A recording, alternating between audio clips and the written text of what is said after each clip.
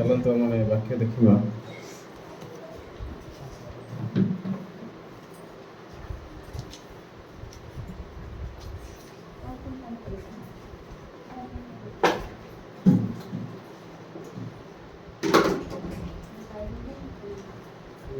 द्वितीय राजा बड़ी 7 पर्व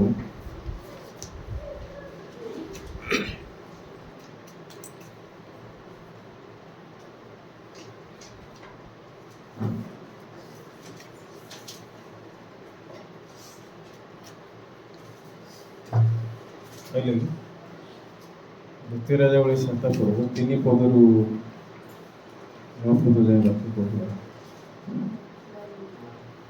से समय नगर द्वार प्रवेश स्थान में 4 जन पुष्टि थे और परस्पर कहले माने मुड़िया पर्यंत कहीं बसी अच्छे जेबे कह आम नगर में प्रवेश करवा तेरे नगर दुर्भिक्ष अच्छी पुणी आमे मैंने सेठारे मरिबा आउ जेबे आमने एठारे बसी रहिबा तेबे मध्य मरिबा। यही तो आस आम अराम मान सैन्य पक्ष जाऊ जेबे से मैंने आम को बंचाई रखिए तेबे आम बंचा आउ जेबे आम को मारी पकड़े तेबे मरिबा।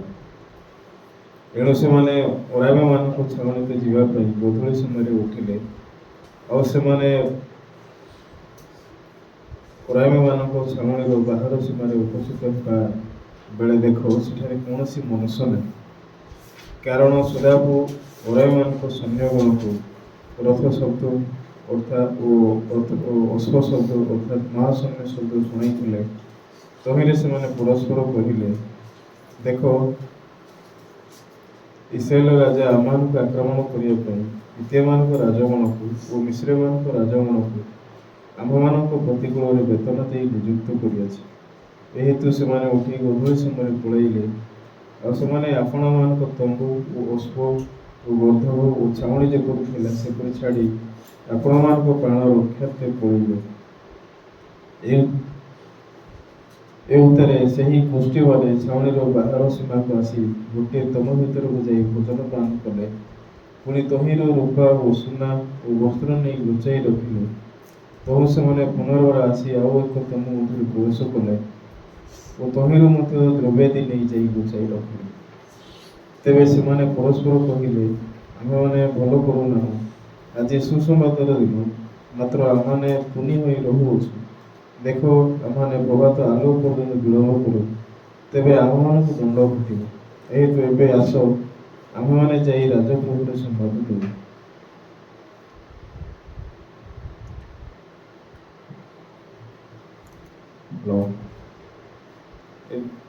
साउंड बॉक्स भल सुबा जाऊँ ना के फटा साउंड आस फटा फटा साउंड आस खाली एमती कहले सुबा जाऊँ एटा भल लगुच ना माइक रे भल लगुच कोटा भल लगुच माइक रे मत भल लगुना स्पीकरटा फाटिला वाला साउंड आसुची आउ टिके सामना को आसंतु पछरे बसंतु ने सामना रे सीट अछि आउ टिके हम चेंज करबा तीनटा सीट ने चेयर नहीं गुटे गुटे लाइन 4टा रखम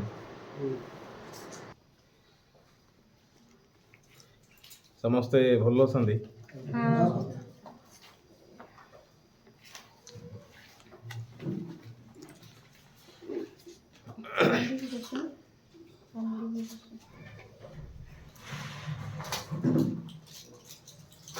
बेसी खरा आरंभ होलानी कि हां पास्ता बहुत खरा होछि नै बहुत खरा 8 रु खरा सकाळ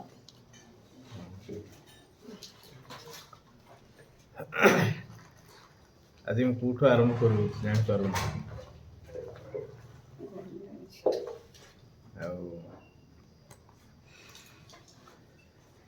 जेतले आम पृथ्वी रे बंचुचु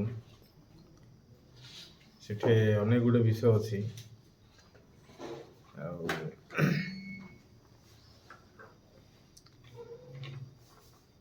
जो विषय द्वारा आम प्रकृति बेले बेले बंधा जाऊँ परमेश्वर जो ପୃଥିବୀକୁ ସୃଷ୍ଟି କରି ଅଛନ୍ତି ପରମେଶ୍ୱର ଋତୁକୁ ମଧ୍ୟ ରଖି ଅଛନ୍ତି। ଆଉ ଗୋଟେ ବର୍ଷରେ କେତେଟା ଋତୁ? 6ଟା ଋତୁ। ଆଉ 6ଟା ଋତୁର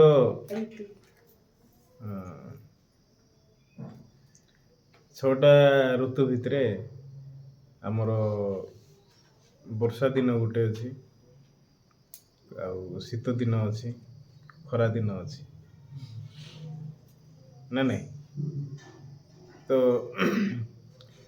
ମନୁଷ୍ୟକୁ ନେଇକି ଏମିତି ତିଆରି କରାହେଇଛି, ଆଉ ପରମେଶ୍ୱର ଏମିତି ସୃଷ୍ଟି କରି ଅଛନ୍ତି ଏ ମନୁଷ୍ୟ ସବୁ ବିଷୟକୁ ଗ୍ରହଣ କରିପାରିବ। ଶୀତକୁ ମଧ୍ୟ ଗ୍ରହଣ କରିପାରିବ, ଥଣ୍ଡାକୁ ଖରାକୁ ମଧ୍ୟ ଗ୍ରହଣ କରିପାରିବ, ଆଉ ବର୍ଷାକୁ ମଧ୍ୟ ଗ୍ରହଣ କରିପାରିବ। ଏ ମନୁଷ୍ୟର ଶରୀର ହେଉଛି ଏ ପ୍ରକାର ଶରୀର ଯେଉଁଟାକି ପରମେଶ୍ୱର ନାଇଁକି ଆଡ଼ଜଷ୍ଟେବଲ୍ ଭାବରେ ସୃଷ୍ଟି କରି ଅଛନ୍ତି। ଯେମିତି ଆମେ ଗୋଟେ ରୁମ୍ରେ AC ଲଗାଇଲା ପରେ ତା'ର ଟେମ୍ପରେଚର୍କୁ ବଢ଼େଇବାର ଅଛି, କମେଇବାର ଅଛି, ହଁ କି ନାହିଁ? ତ ଆମେ ଆମର ପସନ୍ଦ ଅନୁସାରେ ଆମେ ତା'ର ଟେମ୍ପରେଚର୍ ଯେମିତି ଦେଉଛୁ, ପରମେଶ୍ୱର ଏ ମନୁଷ୍ୟର ଶରୀରକୁ ସେମିତି ତିଆରି କରିଛନ୍ତି। ସେଥିପାଇଁ ଏ ମନୁଷ୍ୟର ଯେଉଁ ସ୍କିନ୍ ଅଛି ନାଇଁକି, ଏ ସ୍କିନ୍ରେ ସେ ପ୍ରକାର ପାୱାର ଅଛି। ସେଥିପାଇଁ ଏ ଖରା ସମୟରେ ଶରୀର ଆଡ଼ଜଷ୍ଟ କରୁଛି, ଶୀତ ସମୟରେ ମଧ୍ୟ ଏ ଶରୀର ଭିତରେ ଆଡ଼ଜଷ୍ଟ କରୁଛି, ଆଉ ବର୍ଷା ସମୟରେ ମଧ୍ୟ ଆଡ଼ଜଷ୍ଟ କରୁଛି। ଖାଲି ସେତିକି ଖାଲି ପରମେଶ୍ୱର ମନୁଷ୍ୟକୁ ଦେଇନାହାନ୍ତି, କିନ୍ତୁ ପରମେଶ୍ୱର ମନୁଷ୍ୟକୁ ଆହୁରି ମୂଲ୍ୟବାନ ବିଷୟ ମଧ୍ୟ ଦେଇଛନ୍ତି ଯେ ଏ ମନୁଷ୍ୟ ନାଇଁକି ସମସ୍ୟାକୁ ମଧ୍ୟ ଅତିକ୍ରମ କରିପାରିବ, ସମସ୍ୟା ପରିସ୍ଥିତିକୁ ଜିତି ପାରିବ। ତ ବେଳେବେଳେ ଆମ ଜୀବନରେ ଆମକୁ କାହିଁକି ବହୁତ ବେଶୀ କଷ୍ଟ ଲାଗେ, କେଉଁ କାରଣ ପାଇଁ ମୁଁ ବେଶୀ କଷ୍ଟ ଯନ୍ତ୍ରଣା ପାଇଥାଏ? ଯେହେତୁ ମୁଁ ନିଜକୁ ବିଶ୍ୱାସ କରୁଛି, ନିଜ ଉପରେ ଆଶା ରଖିଅଛି, ନିଜକୁ ଭରସା କରୁଛି। ତ ଲୋକମାନଙ୍କ ଜୀବନରେ କଷ୍ଟ ଏଥିପାଇଁ ଅଛି, ଗୋଟେ କାରଣ ପାଇଁ ସେମାନେ ନିଜକୁ ବେଶୀ ବିଶ୍ୱସ୍ତ ମନେ କରୁଛନ୍ତି। ବାଇବଲରେ ଯେତେବେଳେ ଆମେ ଦେଖିବା ଯୋହନ ପୁସ୍ତକ 8 ପର୍ବ ବାକ୍ୟରେ ସେଠି ବ୍ୟଭିଚାରୀ ସ୍ତ୍ରୀ ଅଛି। ପ୍ରଭୁଙ୍କର ଗୋଟେ ସାଇଡ୍ ବ୍ୟବସ୍ଥା ଅଛି, ପରମେଶ୍ୱର ନିୟମ ଦେଇ ଅଛନ୍ତି। ତ ପରମେଶ୍ୱର ଯେହେତୁ ନିୟମ ଦେଇ ଅଛନ୍ତି, ତ ନିୟମରେ ଲେଖା ହେଇଛି ଯେ ବ୍ୟଭିଚାର କର ନାହିଁ ବୋଲି। ଯଦି ତ ବ୍ୟଭିଚାର କରିବ ପଥର ଦ୍ୱାରା ତମକୁ ମରାଯିବ କହିକି ଏଇଟା ନିୟମରେ ପ୍ରଭୁତରେ ଲେଖା ହେଇଛି। ଆଉ ଏ ନିୟମ କେହି ମଧ୍ୟ ଭାଙ୍ଗି ପାରିବ ନାହିଁ। ପ୍ରଭୁ ଯାହା ଦେଇଛନ୍ତି ସେଇଟା ହେଉଛି ସ୍ତ୍ରୀକୁ, ସେଇଟା ସ୍ଥିର ସେଇଟା। କିନ୍ତୁ ଏ ସ୍ତ୍ରୀ ଲୋକ ଦିନେ ବ୍ୟଭିଚାର କେସ୍ରେ ପଡ଼ୁଛି, କେଉଁ କାରଣ ପାଇଁ? ଏହାକୁ ବ୍ୟଭିଚାର କରୁଥିବା ସମୟରେ ଶାସ୍ତ୍ରୀ ଫାରୁସୀମାନଙ୍କୁ ଧରେଇବା ଲୋକ କିଏ? ଗୋଟେ ସାଇଡ଼୍ ଦେଖିଲେ ଏଇଟା ଶାସ୍ତ୍ରୀ ଆଉ ଫାରୁସୀମାନେ ଧରିଛନ୍ତି, ଆମେ ସେ ପ୍ରକାର କହିପାରିବା। କିନ୍ତୁ ଅନ୍ୟ ସାଇଡ଼୍ ଯଦି ଆମେ ଚିନ୍ତା କରିବା, ଏଇଟା ଶାସ୍ତ୍ରୀ ଆଉ ଫାରୁସୀ ଧରି ନାହାନ୍ତି, ଏଇଟା ପ୍ରଭୁଙ୍କର ନିୟମ ଯେହେତୁ କହୁଛି ଏ ପ୍ରକାର ଲୋକକୁ ପଥର ଦ୍ୱାରା ମାର କହିକି, ତା ମାନେ ଏଇଟା ବ୍ୟବସ୍ଥା ପ୍ରକୃତରେ ଧରିଛି। ସେ ଯଦି ବ୍ୟବସ୍ଥା ନଥାନ୍ତା ଏ ଶାସ୍ତ୍ରୀ ଆଉ ଫାରୁସୀମାନେ ଏ ସ୍ତ୍ରୀ ଲୋକକୁ କ'ଣ ବିଚାର କରିପାରିଥାନ୍ତେ କି? ନା ୟାକୁ ପ୍ରକୃତରେ ଟାଣିକି ନେଇଥାନ୍ତେ, ତୁ ଆସେ ଯୀଶୁଙ୍କ ପାଖରେ ଯିବା ବୋଲି ନେଇପାରିବେ? କିନ୍ତୁ ୟାକୁ ପ୍ରକୃତରେ ଟାଣିକି କିଏ ପ୍ରକୃତରେ ନେଇଛି? ସତରେ ଇଏ କ'ଣ ପ୍ରକୃତରେ ବିଚାର କରିକି ବଞ୍ଚିବା ପାଇଁ ଚାହୁଁଛି କି? ନା ଇଏ ନିୟମ ଲଙ୍ଘନ କରିବା ପାଇଁ ଚାହୁଁଛି? ନା ଇଏ ନିୟମ ଫିଙ୍ଗି ଦେବା ପାଇଁ ପ୍ରକୃତରେ ଚାହୁଁଛି? ୟାର ହୃଦୟକୁ ଦେଖିଲେ ମାନିବା ପାଇଁ ଚାହୁଁଛି, କରିବା ପାଇଁ ଚାହୁଁଛି, ସେ ଅନୁସାରେ ବଞ୍ଚିବା ପାଇଁ ଚାହୁଁଛି। କିନ୍ତୁ ତା ଦ୍ୱାରା କେବେ ସେଇଟା ସମ୍ଭବ ନାହିଁ। ସେ ଗୋଟେ ବିଷୟ ଜାଣିବା ଦରକାର ଅଛି ଯେ ମୋ ଦ୍ୱାରା ଏଇଟା ଅସମ୍ଭବ, ଆଉ ମୁଁ ଏଟାକୁ କରିପାରିବି ନାହିଁ। ଯଦି ସେ ପ୍ରକାର ଭାବରେ ଯଦି ଛିଡ଼ା ହେଇଥାନ୍ତା ଦିନେ ପ୍ରଭୁଙ୍କ ସମ୍ମୁଖରେ, ବ୍ୟବସ୍ଥା ସମ୍ମୁଖରେ ହେଲେ ସେ କ'ଣ ପାଇଥାନ୍ତା ଜାଣିଛନ୍ତି? ନିଜକୁ ମୂର୍ଖ ଭାବରେ ଦେଖିଥାନ୍ତା। ଆଉ ମୁଁ ଯେଉଁ ପ୍ରକୃତିରେ ପରିଶ୍ରମ କରୁଛି, ଯେଉଁ ଚେଷ୍ଟା କରୁଛି, ଏଇଟା ହେଉଛି ଗୋଟେ ବୃଥାର ବିଷୟ ବୋଲି ସେ ଭାବିଥାନ୍ତା, ପାଇଥାନ୍ତା ନିଜ ହୃଦୟରେ। ହେଲେ ସେ ଦିନେ ଖୁସି ହେଇପାରିଥାନ୍ତା। ସେ ଚେଷ୍ଟା କରିବା ଜାଗାରେ, ପରିଶ୍ରମ କରିବା ଜାଗାରେ ସେ ପ୍ରକୃତରେ ନିଜ ହୃଦୟ ଭିତରେ ଯୀଶୁଙ୍କ ସହିତ ଖୁସି ହେଇପାରିଥାନ୍ତା। କିନ୍ତୁ ୟା ଜୀବନରେ କ'ଣ ପାଇଁ ଖୁସି ହେଇପାରୁନାହିଁ, କାହିଁକି ଆଗକୁ ପ୍ରକୃତିରେ ପାଦ ପକାଇ ପାରୁନାହିଁ? ଗୋଟାଏ କାରଣ ପାଇଁ ଇଏ ନିଜକୁ ବେଶୀ ବିଶ୍ୱାସ କରୁଛି। ମୁଁ ଏ ସମୟରେ ଗୋଟେ ଭାଇଙ୍କର ମା ମରିଗଲେ ଗୋଟେ ସାଇଡ଼୍ ମୁଁ ବେଶୀ ଦୁଃଖିତ। କାହିଁକି ଦୁଃଖିତ? ଆମେ ଗୋଟେ ଆତ୍ମାକୁ ପ୍ରକୃତରେ ହରେଇଲୁ, ଗୋଟେ ଆତ୍ମା ପ୍ରକୃତରେ ଚାଲିଗଲେ, ସେଥିପାଇଁ ଗୋଟେ ଦୁଃଖିତ ଗୋଟେ ସାଇଡ଼୍। ମୁଁ ତାଙ୍କ ପାଖାପାଖି 4 ଥର ପ୍ରକୃତରେ ଭେଟିଛି, 4 ଥର ତାଙ୍କ ଘରେ ଯାଇକି ମୁଁ ପ୍ରଚାର କରିଛି, ସୁଷମାତାର ପ୍ରଚାର କରିଛି। ସୁଷମାତାର ପ୍ରଚାର କଲାବେଳକୁ ସେମାନେ କେହି ମୋତେ ପ୍ରକୃତରେ କନଷ୍ଟାଣ୍ଟଲି ପ୍ରକୃତରେ ବସନ୍ତି ନାହିଁ କି ଶୁଣନ୍ତି ନାହିଁ। ସେମାନେ ଆମର ଚର୍ଚ୍ଚର ବାକ୍ୟକୁ ବେଶୀ ଘୃଣା କରୁଛନ୍ତି, ତୁଚ୍ଛ କରୁଛନ୍ତି। ତ ଗୋଟେ ସାଇଡ଼୍ ଦେଖିଲେ ସେମାନେ ଅଲଗା ଚର୍ଚ୍ଚ ଯାଉଛନ୍ତି, ଠିକ୍ ଅଛି, କିନ୍ତୁ ପ୍ରଭୁଙ୍କର ବାକ୍ୟ ହେଉଛି ସମାନ। ଗୋଟେ ସାଇଡ଼୍ ଦେଖିଲେ ତାଙ୍କର ଚର୍ଚ୍ଚରେ ସୁଷମାତାର ନାହିଁ, ଖାଲି ଜ୍ଞାନ ଭର୍ତ୍ତି ହେଇକି ଅଛି, କିନ୍ତୁ ପରିତ୍ରାଣ ପ୍ରକୃତରେ ପାଇନାହାନ୍ତି। ସେଥିପାଇଁ ମୁଁ ସେମାନଙ୍କୁ କେବେ ଦେଖୁନଥିଲି। ହଉ ପ୍ରଭୁ ସେମାନଙ୍କୁ ମନ ବଦଳାଇବେ, ଆଉ ମୁଁ ଏମାନଙ୍କୁ କାହିଁକି ପ୍ରକୃତରେ ଦେଖିବାର ଅଛି, କାହିଁକି ସେମାନଙ୍କୁ ବିଚାର କରିବାର ଅଛି। ପ୍ରଭୁ ଯଦି ମୋତେ ଏ ଜାଗାକୁ ପଠାଇଛନ୍ତି, ମୁଁ ଇସାକ ପରି ଯାକବକୁ ଯେମିତି ଆଶୀର୍ବାଦ କରୁଛନ୍ତି ଆଖି ବନ୍ଦ କରିକି, ଠିକ୍ ସେହିପରି ମୁଁ ଆଖି ବନ୍ଦ କରିକି ଗୋଟେ ଆତ୍ମାର ଉଦ୍ଧାର ପାଇଁ ପ୍ରଚାର କରିବା ଦରକାର। ମୁଁ ଏମିତି ଅନେକ ସମୟରେ ଚିନ୍ତା କରିକି ତାଙ୍କ ଘରେ ପ୍ରକୃତରେ ଯାଇଛି। କିନ୍ତୁ ହଠାତ୍ରେ ଏଥର ମୋତେ ଭାଇ ପ୍ରକୃତରେ ଫୋନ୍ କଲେ, ପାଷ୍ଟର ଟିକେ ଆମ ଘରକୁ ଆଇବି। ମୁଁ ପଚାରିଲି ସମସ୍ତେ ବସିବେ କି? ମୁଁ ଅଛନ୍ତି ଘରେ। ତମେ କେଉଁଠି ଅଛ? ମୁଁ ଅଫିସରେ ଅଛି। ମୁଁ ଭାବିଲି ଇଏ ଯଦି ଅଫିସରେ ଅଛି, ଘର ଲୋକ କିଏ ପ୍ରକୃତରେ ଜୋର ଜବରଦସ୍ତି ବସେଇ ପାରିବ ନାହିଁ। ତ ମୋ ମଧ୍ୟରେ ଗୋଟେ ସାଇଡ଼୍ ଇଚ୍ଛା ନାହିଁ ଯିବା ପାଇଁ, କିନ୍ତୁ ଅନ୍ୟ ସାଇଡ଼୍ରେ ମୁଁ ସେ ଭାଇଙ୍କର ହୃଦୟକୁ ଜିତିବା ପାଇଁ ପ୍ରକୃତରେ କଲି। ଠିକ୍ ଅଛି, ମୋତେ ଇଚ୍ଛା ଲାଗୁ କି ନ ଲାଗୁ, ଏ ପ୍ରଭୁ ମୋତେ ଡାକୁଛନ୍ତି, ମୁଁ ଯିବି କହିକି ସେ ଜାଗାକୁ ଯାଇକି ପ୍ରଚାର କଲି। ଦେଖିଲି ତାଙ୍କର ଅପରେସନ୍ ହେଇଛି, କାନ ଅପରେସନ୍ ହେଇଛି, ଆଉ ପେଟ ଭିତରେ କ'ଣ ଗୋଟେ ହେଇଛି ତାଙ୍କର, କି ଗୋଟେ କ୍ୟାନ୍ସର ହେଇଛି ଇନସାଇଡ୍ ପେଟ ସାଇଡ଼୍ରେ, ତାର ଇଣ୍ଟେଷ୍ଟାଇନ୍। ତ ସେଇଟା କ୍ୟାନ୍ସର ହେଇଛି ତାଙ୍କର। ତ ସେଇଟା ମଝିରେ ଅପରେସନ୍ ହେଇଥିଲା। ଅପରେସନ୍ ହେଇକି ସେଇଟା ଭଲ ସିଲେଇ କରିନଥିଲେ କି କ'ଣ, କି ଏମାନେ ମେଡ଼ିସିନ୍ ଖାଇବାଟା ଅବହେଳା କରିଥାନ୍ତି କ'ଣ, ସେଇଟା ଇନଫେକ୍ସନ୍ ହେଇଗଲା। ସେ ମଝିରେ କଣା ହେଇଗଲା, ବ୍ଲଡ଼ ପ୍ରକୃତିରେ ବ୍ଲିଡ଼ିଂ ହେବାକୁ ଆରମ୍ଭ ହେଲା। ତ ସେତେବେଳେ ସେ ରକ୍ତ ବାନ୍ତି କରିବାଟା ଆରମ୍ଭ କଲେ। ତ ପରେ ଯାଇକି ଦେଖେଇଲା ବେଳକୁ ତାଙ୍କୁ ଯେତେବେଳେ ଇଣ୍ଡୋସ୍କୋପି କରାହେଲା ଆଉ ଅଲ୍ଟ୍ରାସାଉଣ୍ଡ କରାହେଲା, ତ ସେ ସମୟରେ ଜଣାପଡ଼ିଲା କି ସେଟା ବ୍ଲିଡ଼ିଂ ହେଉଛି, ଭଲରେ ସେଇଟା ସେପ୍ଟିକ୍ ହେଇଯାଇଛି ଭିତରେ। ଏମିତି ହେଇକି ଆଉ ଥରେ ସେଇଟାକୁ ପ୍ରକୃତରେ ଘା ଶୁଖିବା ପାଇଁ ମେଡ଼ିସିନ୍ ଦିଆହେଲା, ତାପରେ ଅପରେସନ୍ କରାହେଲା। ପରବର୍ତ୍ତୀ ସମୟରେ ତା'ର ଆଖି ମଧ୍ୟ ପ୍ରକୃତରେ ଦୃଷ୍ଟିକୋଣ ସେ ପ୍ରକୃତରେ ହରାଇଲେ, ଆଖି ବି ଦେଖିପାରିଲେ ନାହିଁ। ଆଉ ଆଖି ମଧ୍ୟ ପ୍ରକୃତରେ କିଛି ଗୋଟେ ସାମ୍ନାରେ ଥିଲା ପରି ପ୍ରକୃତରେ ଦେଖାଗଲା। ତ ଅଳ୍ପ ଦିନ ହେବ ସେ ଯାଇକି ଆମର କ'ଣ ସେଇଟା ସମ୍ ହସ୍ପିଟାଲକୁ ଯାଇକି ସେ ମାନେ ଅପରେସନ୍ କରିଥିଲେ। ତ ଯେ ଯାଇକି ଅପରେସନ୍ କରିକି ଆସିଲେ, 2 ଦିନ 3 ଦିନ ଭିତରେ ତା'ର ଆଖି ବନ୍ଦ ହେଇଗଲା, ପୁରା ଏମିତି ଆଖି ବନ୍ଦ ହେଇଗଲା। ସେ ଦେଖିବା ପାଇଁ ଚାହୁଁଛନ୍ତି କିନ୍ତୁ ଆଖି ଫିଟୁ ନାହିଁ। ତ କଣ୍ଟିନ୍ୟୁଅସ୍ଲି ଲୁହ ପ୍ରକୃତରେ ବାହାରିଲା, ଝରିଲା। ଇଏ ବି ପ୍ରକୃତରେ ପରେ ପରେ ତା'ର କଥା ବି ପ୍ରକୃତରେ ଆସିଲା ନାହିଁ, କଥା ବି ବାହାରୁ ନାହିଁ, କଥା ହେଇପାରୁନାହାନ୍ତି। ତ ପାଖାପାଖି 3-4 ଦିନ ହେବ ସେ ଘର ଲୋକ ସହିତ କାହା ସହିତ କଥା ହେଉନାହାନ୍ତି। ତ ଦିନେ ହଠାତ୍ରେ ସେ ଭାଇ ମୋତେ ଫୋନ୍ କଲେ, ପାଷ୍ଟର ଏମିତି ସିଚୁଏସନ୍, ମୋତେ ଭଲ ଲାଗୁନାହିଁ। ତ ସେ ଭାଇଙ୍କୁ ଟିକେ ମୁଁ ବେଶୀ ଗାଳି କଲି, ବେଶୀ ତ ନାହିଁ, ଟିକେ ଅଳ୍ପ ଗାଳି କଲି। ତୁମେ ବାକ୍ୟ ବିଶ୍ୱାସ କରୁନ, ଆଉ ତୁମେ ଯଦି ପ୍ରଭୁ ଦେଇ ଆସନ୍ତି କେମିତି ଗ୍ରହଣ କରିବ ହେଲେ ତୁମେ କାହିଁକି କଷ୍ଟ ଲାଗିବ ତୁମକୁ? ଆମେ ପୃଥିବୀରେ ପ୍ରକୃତିରେ ଅଛୁ, ଏଇଟା ଆମର ଇଚ୍ଛାରେ ନାହିଁ, ପ୍ରଭୁ ରଖି ଅଛନ୍ତି ଆମେ। ତ ସେ ଭାଇଙ୍କୁ ଟିକେ ଅଳ୍ପ ସମୟ ଅନୁଯୋଗ କଲି ଆଉ ତାଙ୍କୁ ବାକ୍ୟ କହିଲି। ମାର୍ଥା ମରିୟମ ଯୀଶୁଙ୍କୁ ଡାକିଲେ, ଯୀଶୁ ଯାଇନାହାନ୍ତି, କିନ୍ତୁ ଯୀଶୁ ବାକ୍ୟ ପଠେଇଲେ, ଏ ପିଲା ମୃତ୍ୟୁ ନିମନ୍ତ୍ରଣ ଈଶ୍ୱରଙ୍କର ଗୌରବ ନିମନ୍ତେ। ତୋ ଦ୍ୱାରା ଈଶ୍ୱରଙ୍କ ପୁତ୍ର ଗୌରବ ପ୍ରାପ୍ତ ହୁଅନ୍ତି। ତ ବାଇବଲକୁ ଦେଖିଲେ ଲାଜାର ମରିଯିବାଟା, ଲାଜାର ପୀଡ଼ିତ ଥିବାଟା ସମସ୍ୟା କି? ଲାଜାର ପ୍ରଭୁତରେ ପୀଡ଼ିତ ଅବସ୍ଥାରେ ଅଛନ୍ତି, ଏଇଟା କ'ଣ ମାର୍ଥା ମରିୟମ ପାଇଁ ବେଶୀ କଷ୍ଟଦାୟକ ବିଷୟ କି? ନାଇଁ। ତ ମାର୍ଥା ମରିୟମଙ୍କ ପାଇଁ କାହିଁକି କଷ୍ଟଦାୟକ ସେଇଟା ସାଜୁଛି ଜାଣିଛନ୍ତି? ଯେତେ ସେମାନେ ଯୀଶୁ କହିଥିବା ବାକ୍ୟ ବିଶ୍ୱାସ କରିପାରୁନାହାନ୍ତି। ସେଥିପାଇଁ ମୁଁ କହିଲି ଏଇଟା ହେଉଛି ଶେଷ ସମୟ ମାଆଙ୍କର।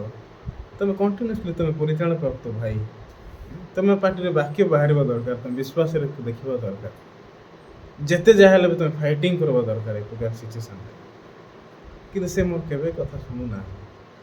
ମୋ ହୃଦୟରେ ସେ ବେଶୀ କଷ୍ଟ ଲାଗିଲା ଗୋଟେ ବିଷୟ। ମୁଁ ଦେଖିଲି ସତରେ ଭାଇଙ୍କର ହୃଦୟ ଏକ୍ଜାକ୍ଟଲି ସେ ମାର୍ଥା ମରିୟମର ହୃଦୟ ପରି ପବିତ୍ର ଅଛି। ତ ଯେତେବେଳେ ଆମର ହୃଦୟ ମାର୍ଥା ମରିୟମ ପୁରୀ ଜାଗାକୁ ଯାଉଛି, ଆମେ ଜଣେ ଲୋକ ନାହିଁ କି ଶୁଣିବା ପାଇଁ ଚାହିଁଲେ ମଧ୍ୟ ଶୁଣିପାରିବୁ ନାହିଁ, ଦେଖୁଥିବୁ ଦେଖିପାରିବୁ ନାହିଁ, ଶୁଣିବା ପାଇଁ ଚାହୁଁଥିବୁ ଶୁଣିପାରିବୁ ନାହିଁ, କରିବା ପାଇଁ ଚାହୁଁଥିବୁ କରିପାରିବୁ ନାହିଁ। ସେଥିପାଇଁ ସବୁଠୁ କଷ୍ଟଦାୟକ ବିଷୟ କ'ଣ ଆମ ଜୀବନରେ ଜାଣିଛନ୍ତି କି? ବେଦବ୍ୟାସ ଆଜ୍ଞା କ'ଣ ଜାଣିଛନ୍ତି? ଆମ ଲାଇଫରେ ସବୁଠୁ କଷ୍ଟଦାୟକ ବିଷୟ କ'ଣ?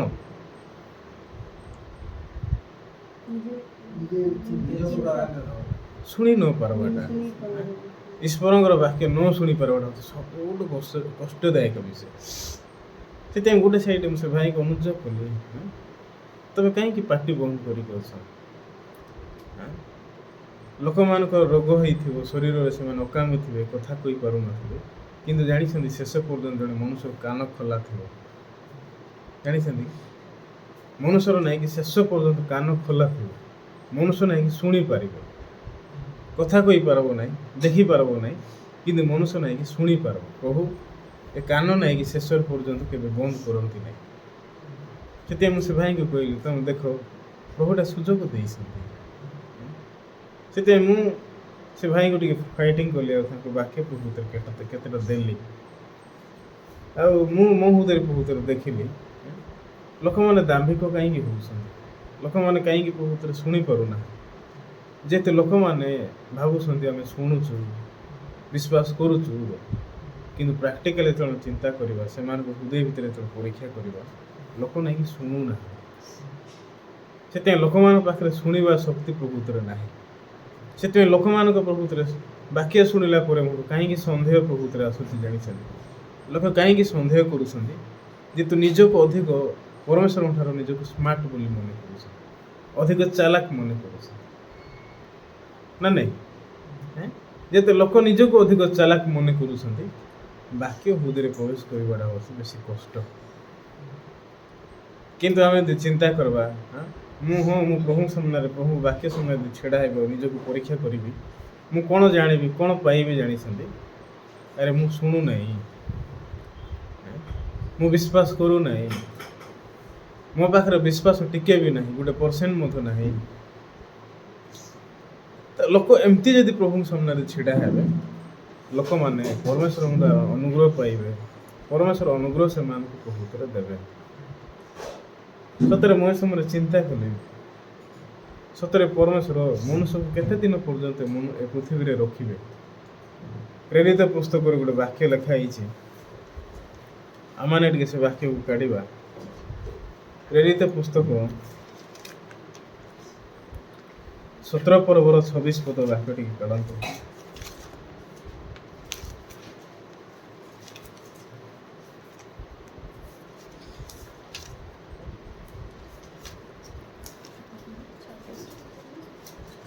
ଆଉ ସେ ପୃଥିବୀର ସର୍ବତ୍ର ବାସ କରିବା ନିମନ୍ତେ ଏକ ବ୍ୟକ୍ତି ଠାରୁ ସମସ୍ତ ମାନବ ଜାତି ସୃଷ୍ଟି କରିଅଛନ୍ତି। ସେ ସେମାନଙ୍କର ନିର୍ଦ୍ଦିଷ୍ଟ କାଳ ଓ ନିବାସର ସୀମା ସ୍ଥିର କରିଅଛନ୍ତି। ତ ଏ ଜାଗାରେ ପରମେଶ୍ୱର ସୃଷ୍ଟି କରିଅଛନ୍ତି, ରଖିଅଛନ୍ତି ଲେଖା ହେଇଛି। ଆଉ ସେମାନଙ୍କର ନିର୍ଦ୍ଦିଷ୍ଟ କାଳ ଅଛି। ତା ମାନେ ପୃଥିବୀରେ ମନୁଷ୍ୟ ବଞ୍ଚି ପାରିବାଟା, ମନୁଷ୍ୟ ନିଜର ଆୟୁଷ ପ୍ରଭୁତିରେ ବଢ଼େଇ ପାରିବ କି? ବଢ଼େଇ ପାରିବ? ପ୍ରଭୁଙ୍କର ବାକ୍ୟ ଅନୁସାରେ ମନୁଷ୍ୟ 120 ବର୍ଷ ବଞ୍ଚିବ ଶାସ୍ତ୍ର ଅନୁସାରେ, କିନ୍ତୁ ତାଠାରୁ ଅଧିକ ଜଣେ ମନୁଷ୍ୟ ଯଦି ବଞ୍ଚିପାରିବ କି? इंडिया नहीं कि वर्तमान लोकंकर मरिबार परसेंटेज केते जानी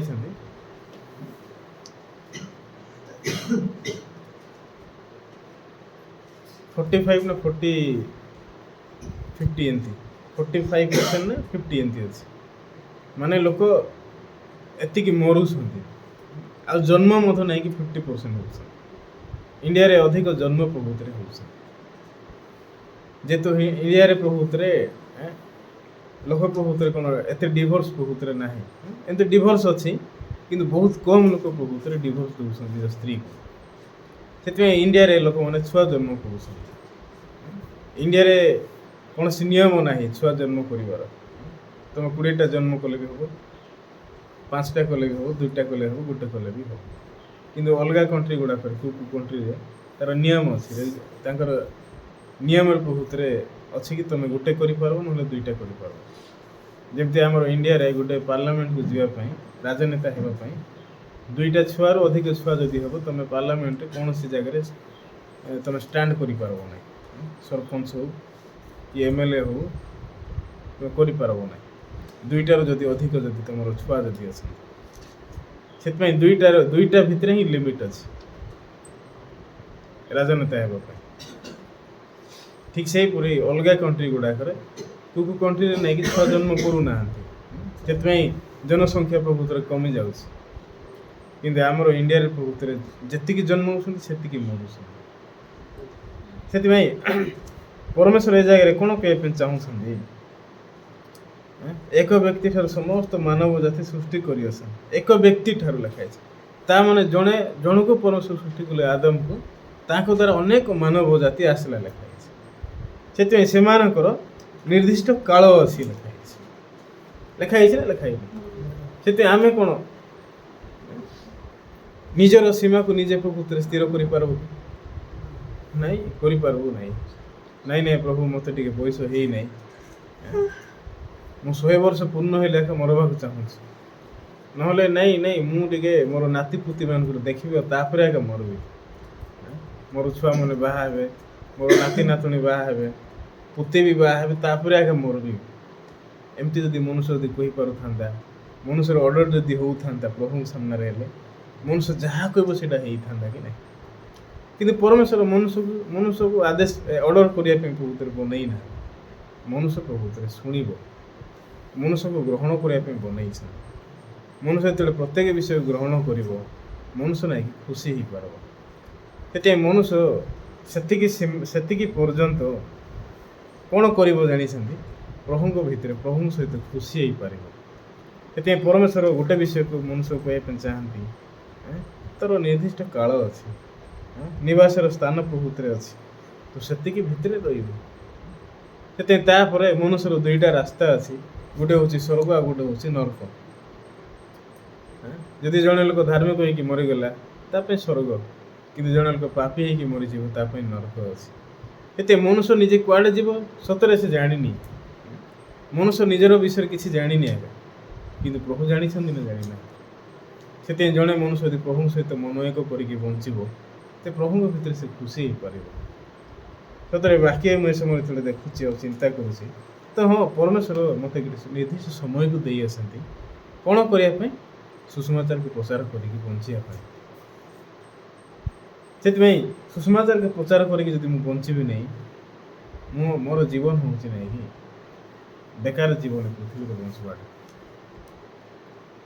हितोपदेश वाक्य लिखाई हितोपदेश वाक्य टी काढ़त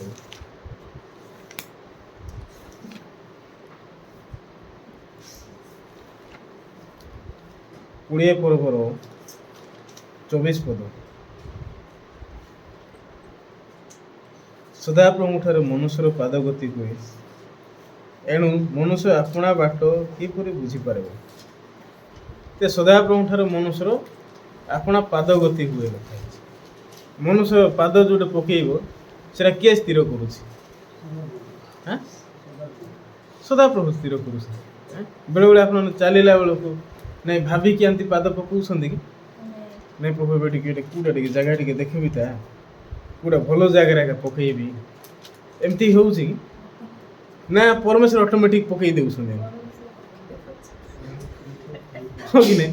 ପରମେଶ୍ୱର ପକେଇ ଦେଉଛନ୍ତି। ବେଳେବେଳେ ପରମେଶ୍ୱର ନାଇଁକି କଣ୍ଟା ଜାଗାରେ ପକେଇ ଦେଉଛନ୍ତି, ବେଳେବେଳେ ଗାତରେ ପକେଇ ଦେଉଛନ୍ତି, ବେଳେବେଳେ ସମସ୍ୟାରେ ପକେଇ ଦେଉଛନ୍ତି, ବେଳେବେଳେ କଷ୍ଟକର ପରିସ୍ଥିତି ଜାଗାରେ ପକେଇ ଦେଉଛନ୍ତି, ନହେଲେ ବେଳେବେଳେ ଆକ୍ସିଡେଣ୍ଟ ବି କରିଦେଉଛନ୍ତି। ତ କିଏ କରୁଛି ଏଇଟା? ସଦାପ୍ରଭୁ ପରମେଶ୍ୱର ନିଜେ କହିଲେ ସଦାପ୍ରଭୁ ଠାରେ ମନୁଷ୍ୟର ପାଦ ଗତି ହୁଏ ଲେଖାଏ। ସେତେ ଆମର ଜୀବନ ଆମର ନାହିଁ। ଆମେନ୍। ଆମର ଜୀବନ ଆମର ନାହିଁ। ଆମର ଜୀବନ ହେଉଛି ପ୍ରଭୁଙ୍କର, ପରମେଶ୍ୱରଙ୍କ ଭିତରେ। ମୁଁ ଯଦି ପ୍ରଭୁଙ୍କ ଭିତରେ ବଞ୍ଚିବାଟା ଯଦି ଶିଖିବି, ତେବେ ସେଇଟା ମୋ ପାଇଁ ବେଶୀ ଖୁସିର ବିଷୟ, ଆନନ୍ଦର ବିଷୟ। ସେଥିପାଇଁ ପରମେଶ୍ୱର କହିଲେ ମନୁଷ୍ୟ ଆପଣା ବାଟ ବୁଝିପାରିବ ନାହିଁ। ସେଥିପାଇଁ ମୁଁ ନିଜକୁ ବୁଝିପାରିବି ନାହିଁ। ପରମେଶ୍ୱରଙ୍କର ବାକ୍ୟ ମୋତେ ମନୁଷ୍ୟ ବୁଝିପାରିବ ନାହିଁ। ବାଇବଲ ଲେଖା ହେଲା, ଯେ ବୁଝେ ଏପରି କେହି ନାହିଁ, ଯେ ଜଣେ ସୁଦ୍ଧା ନାହିଁ, ଯେ ଈଶ୍ୱରଙ୍କୁ ଅନ୍ୱେଷଣ କରେ ଏପରି ଜଣେ ନାହିଁ। ବାଇବଲ ଦେଖିଲେ ଜଣେ ବି ନାହିଁ ଈଶ୍ୱରଙ୍କୁ ଖୋଜିବା ଲୋକ, ବୁଝିବା ଲୋକ। ଆମେ ବି ଆଜି ପ୍ରଭୁଙ୍କୁ ଖୋଜିକି ପାଇଲୁ ସେମିତି ନାହିଁ, କିନ୍ତୁ ପରମେଶ୍ୱର ନିଜେ ଖୋଜି ଖୋଜିକି ଆଇଲେ, ଆମକୁ ବାହାର କଲେ। ଯେମିତି ଗୋଟେ ନଦୀ ଅଛି, ଆମାଜନ ନଦୀ ଅଛି। ଜାଣିଛନ୍ତି ଆମାଜନ ନଦୀରେ କେଉଁ ଗୋଟେ ସାଇଡ଼୍ ନାହିଁ କି ସେଠି ସୁନା ଅଛି, ପାଣି ଭିତରେ ସୁନା ବାହାରୁଛି। ସେଥିପାଇଁ ଲୋକମାନେ ପାଣିରୁ ସୁନା କେମିତି କାଢ଼ୁଛନ୍ତି ଜାଣିଛନ୍ତି? ସେମାନେ ଅକ୍ସିଜେନ୍ ମାସ୍କ ଲଗାଉଛନ୍ତି, ଗଗଲେସ୍ ଲଗାଉଛନ୍ତି, ଚଷମା ଲଗାଉଛନ୍ତି, ଆଉ ଅକ୍ସିଜେନ୍ ଧରିକି ସମୁଦ୍ର ଭିତରେ ବୁଡ଼ିକି ଯାଉଛନ୍ତି, ଆଉ ସେମାନେ ସୁନା ପ୍ରକୃତିରେ ଖୋଜୁଛନ୍ତି। ବେଳେବେଳେ ସେମାନେ ବହୁତ ସୁନା ପାଉଛନ୍ତି, କିନ୍ତୁ ବେଳେବେଳେ ନାହିଁ କି ବହୁତ ଅଳ୍ପ ପାଉଛନ୍ତି। କିନ୍ତୁ ସେ କେବେ ମଧ୍ୟ ସେମାନେ ଗୋଟେ ଖାଲି ହାତରେ ଫେରୁନାହାନ୍ତି। କିଛି ନା କିଛି ସେମାନେ ପାଉଛନ୍ତି। ବେଳେବେଳେ ତ ଆପଣ ଦେଖିଥିବେ ଲୋକମାନେ ଏମିତି ନଦୀ ବହିଥିବ, ତାର ନଦୀ କୋଣରେ ଯାଇକି ସେ ବାଲି ପ୍ରକୃତିରେ ଛାଣୁଛନ୍ତି। କାହିଁକି? ସେଇଟା ସୁନା ପ୍ରକୃତିରେ ବାଲି ସହିତ ମିଶିକି ଯାଉଛି। ଆମର ଓଡ଼ିଶାରେ ମଧ୍ୟ ବହୁତ ସୁନା ଖଣି ଯାକ ଅଛି, କିନ୍ତୁ ଓଡ଼ିଶାକୁ ଦେଖିଲେ ଓଡ଼ିଶା ନାହିଁ କି ଏତେ ଡେଭଲପ୍ ଭିତରେ ନାହିଁ। ଓଡ଼ିଶାରେ ବହୁତ ଖଣି ଅଛି, ଆଲୁମିନିୟମ ଅଛି, ଆଉ କ'ଣ କପର ଅଛି, ଅକ୍ସାଇଡ୍ ଅଛି, ଆଉ କୋଲ୍ ମାଇନ୍ ଅଛି, ବହୁତ ଅଛି। କିନ୍ତୁ ଓଡ଼ିଶା ଏତେ ଡେଭଲପ୍ ନାହିଁ। କାହିଁକି ଜାଣିଛନ୍ତି? ଯେହେତୁ ଏଇଠୁ ଅଲଗା ଆଡ଼କୁ ରପ୍ତାନି ହେଉଛି, କିନ୍ତୁ ଏଇଠି କିଛି ମାନେ ତାର ଫ୍ୟାକ୍ଟ୍ରି ପ୍ରକୃତିରେ ନାହିଁ। ତାକୁ ପ୍ୟୁରିଫାଇ କରିକି ତାକୁ ମାନେ ଅଲଗା କଣ୍ଟ୍ରିକୁ ପଠାଇ ପାରିବା ଅଛି, କିନ୍ତୁ ଯେଉଁମାନେ ପ୍ରକୃତରେ ସେଟାକୁ ହ୍ୟାଣ୍ଡେଲିଂ କରୁଛନ୍ତି, ସେମାନେ ଓଡ଼ିଶା ବିଷୟରେ କରୁନାହାନ୍ତି। ନିଜ ପାଇଁ ଅଲଗା ଷ୍ଟେଟ୍ ନେଇକି ଅଧିକ ଉନ୍ନତ ହେଉଛି। ତାମିଲନାଡ଼ୁ ଯଦି ଦେଖିବେ ଖାଲି ଫ୍ୟାକ୍ଟ୍ରି ଅଛି, କିନ୍ତୁ ଖଣି ଖାଦାନ ନାହିଁ। କିନ୍ତୁ ତାମିଲନାଡ଼ୁ ନାହିଁକି ବହୁତ ଅଧିକ ଡେଭଲପ୍। ଚେନ୍ନାଇ, କେରଳକୁ ଦେଖିବେ କହିଲେ ପାହାଡ଼ିଆ ଅଞ୍ଚଳ, କିନ୍ତୁ କେରଳ ବହୁତ ବୁଦ୍ଧିମାନ ଲୋକ। କେରଳ ଲୋକ ନାଇଁକି ଦୁବାଇ ଯାଇକି ପ୍ରକୃତିରେ ରହୁଛନ୍ତି। ସେଥିପାଇଁ କେରଳ କାହିଁକି ଡେଭଲପ୍ ଜାଣିଛ?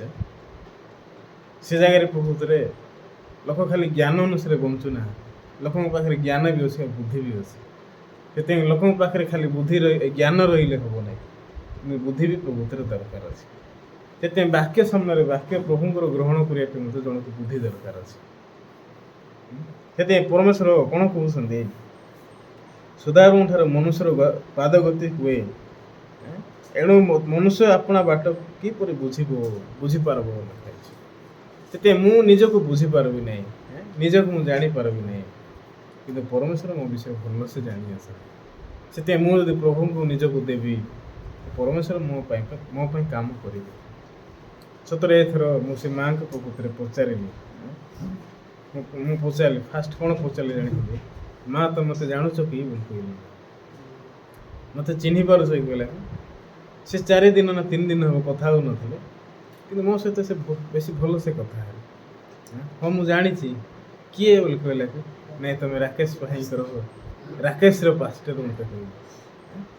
ତ ମୁଁ ସେତିକିରେ ଜାଣିଲି ଯେ ମୋତେ ଚିହ୍ନି ପାରୁଛନ୍ତି, ଜାଣୁଛନ୍ତି।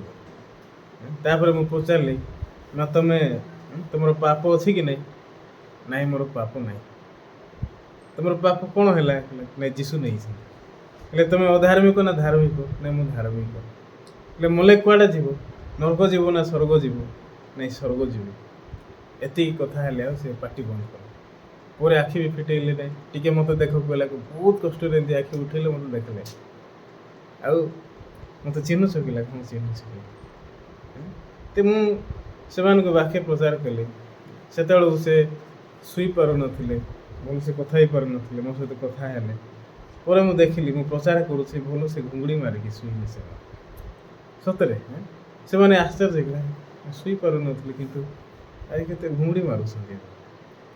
ମୁଁ ସେତେବେଳକୁ ଆମର ରାକେଶ ଭାଇଙ୍କର ବାପାଙ୍କୁ ଭିତରେ କହିଲି, ଆପଣ ବିଶ୍ୱାସ କରୁଛନ୍ତି କି ଏଇଟା ପରମେଶ୍ୱର ଦେଇଛନ୍ତି କହିକି? ଆଜ୍ଞା ଆମେ ଖ୍ରୀଷ୍ଟିଆନ ଲୋକ, ଆଉ ପରିତ୍ରାଣ ଆମେ ଯୀଶୁଙ୍କୁ ବିଶ୍ୱାସ କରୁଛୁ। ପରମେଶ୍ୱର କାହିଁକି ଏମିତି ବିଷୟ ଦେଉଛନ୍ତି? କେଉଁ କାରଣ ପାଇଁ ପରମେଶ୍ୱର ଏ ପ୍ରକାର ବିଷୟ ଆମମାନଙ୍କ ଜୀବନରେ ରଖିଅଛନ୍ତି? ଅଲଗା ଲୋକଙ୍କର ଜୀବନ ଏ ପ୍ରକାର ବିଷୟ ହେଉନାହିଁ। ଯେତେ ବଡ଼ ରୋଗ ହେଲେ ସେମାନେ ଅପରେସନ୍ ହେଲେ, ମେଡ଼ିସିନ ଖାଇଲେ ଭଲ ହେଉଛନ୍ତି। ଆମେ ଏକା କେତେ କଷ୍ଟ ପାଉଛୁ। 4 ବର୍ଷ ବିତିଗଲା, 6 ବର୍ଷ ନା 4 ବର୍ଷ ବିତିଗଲାଣି କହିଲେ। 6 ବର୍ଷ ଲାଗୁଛି। 6 ବର୍ଷ ଏତେ ଷ୍ଟ୍ରଗଲ୍ କରୁଛି। ତ ମୁଁ ଗୋଟେ ବିଷୟକୁ ମନେ ପକାଇଲି। ଆଜି କିଏ ସେଟା ସାକ୍ଷ୍ୟ ଦେଲେ? ରୋହିଆ ଭାଇ। ଜିରିମେ 29:11 ପଦ ବାକ୍ୟ, ହଁ କି ନାହିଁ? ଆମେ ଯେ ସକଳ ସଂକଳ୍ପ କରିଛୁ ତା ଆମେ ଜାଣୁ। ତୁମମାନଙ୍କୁ ଅନ୍ତିମ କାଳରେ ଭରସା ଦେବା ନିମନ୍ତେ ସେ ସବୁ ଅମଙ୍ଗଳ ନୁହେଁ, ମଙ୍ଗଳର ସଂକଳ୍ପ ଅଟେ। ତେବେ ବାକ୍ୟକୁ ଦେଖିଲେ ସେଇଟା ମଙ୍ଗଳ ନା ଅମଙ୍ଗଳ? ପ୍ରଭୁ ସେଇଟା ଅମଙ୍ଗଳ କହୁଛନ୍ତି ନା ମଙ୍ଗଳ କହୁଛନ୍ତି? ସେଥିପାଇଁ ମୁଁ ଗୋଟେ ବିଷୟକୁ ମନେ ପକେଇଲି। ଲାଜାର କ'ଣ ମରିଗଲା ସମସ୍ୟା କି ଯୀଶୁଙ୍କ ପାଇଁ? ନାଇଁ, ଲାଜାର ପାଇଁ କିଛି ମାର୍ଥା ମରିୟମ ପାଇଁ ସମସ୍ୟା, କିନ୍ତୁ ଯୀଶୁଙ୍କ ପାଇଁ କୌଣସି ସମସ୍ୟା ପ୍ରଭୁଙ୍କର ନାହିଁ। ଯୀଶୁ ବାକ୍ୟ ପଠେଇଛନ୍ତି। ଯେହେତୁ ବାକ୍ୟ ହେଉଛି ଗୋଟେ ଜୀବନ, ବାକ୍ୟ ଭିତରେ ଜୀବନ ଅଛି। ତେବେ ଆମେ ବାକ୍ୟ କେମିତି ଶୁଣୁଛୁ? ଯଦି ମୁଁ ସେ ବାକ୍ୟକୁ, ହଁ ଏ ବାକ୍ୟ ହେଉଛି ମୋ ପାଇଁ ଜୀବନ, ତେବେ ମୁଁ ବାକ୍ୟକୁ ଜୀବନ ଭାବରେ ଯଦି ଗ୍ରହଣ କରିବି, ତେବେ ସେ ବାକ୍ୟ ମୋ ପାଇଁ ଜୀବନ ହେଇଯିବ। କିନ୍ତୁ ଏ ବାକ୍ୟ ଖାଲି ମୁଁ ଜ୍ଞାନ ଭାବରେ ଗ୍ରହଣ କରିବି, ପ୍ରଭୁ କାମ କରନ୍ତୁ, ଯଦି ମୁଁ ବିଶ୍ୱାସ କରୁନାହିଁ, ମୁଁ ଯେତେ ପ୍ରାର୍ଥନା କଲେ ବି କାମ ଦେବ କି? ମୁଁ ଆଜି ସେ ଭାଇଙ୍କ ପ୍ରକୃତରେ କଥା ହେଲି। କ'ଣ ହେଲା କହିଲେ? ନାଇଁ, ସେ ସମ୍ ହସ୍ପିଟାଲରେ ଏକା ଅଛନ୍ତି, ଛାଡ଼ୁନାହାନ୍ତି। ତାଙ୍କର ସବୁ ପାର୍ଟ ପ୍ରକୃତରେ ବନ୍ଦ ହେଲାଣି, କିନ୍ତୁ ତାଙ୍କର କ'ଣ ଗୋଟେ ଚାଲିଛି, ହାର୍ଟବିଟ୍ ପ୍ରକୃତରେ ଚାଲିଛି। ସେଥିପାଇଁ ତାଙ୍କୁ କେଉଁ ଜାଗାରେ ରଖା ହେଇଛନ୍ତି? ଭେଣ୍ଟିଲେସନ୍ ଦେଇକି ପ୍ରକୃତରେ ରଖା ହେଇଛି। ସେମାନେ ଦେଉନାହାନ୍ତି। ଆମେ ଫାଇଟିଂ କରୁଛୁ, ସେମାନେ ପ୍ରକୃତ ଦେବା ପାଇଁ ଇଚ୍ଛା ନାହିଁ। ତୁମେ ଯଦି ନେବ ତ ଫିଟେଇକି ଆମେ ସାର୍ଟିଫିକେଟ୍ ଦେବୁ ନାହିଁ କହୁଛନ୍ତି। ତ ମୁଁ ଦେଖିଲି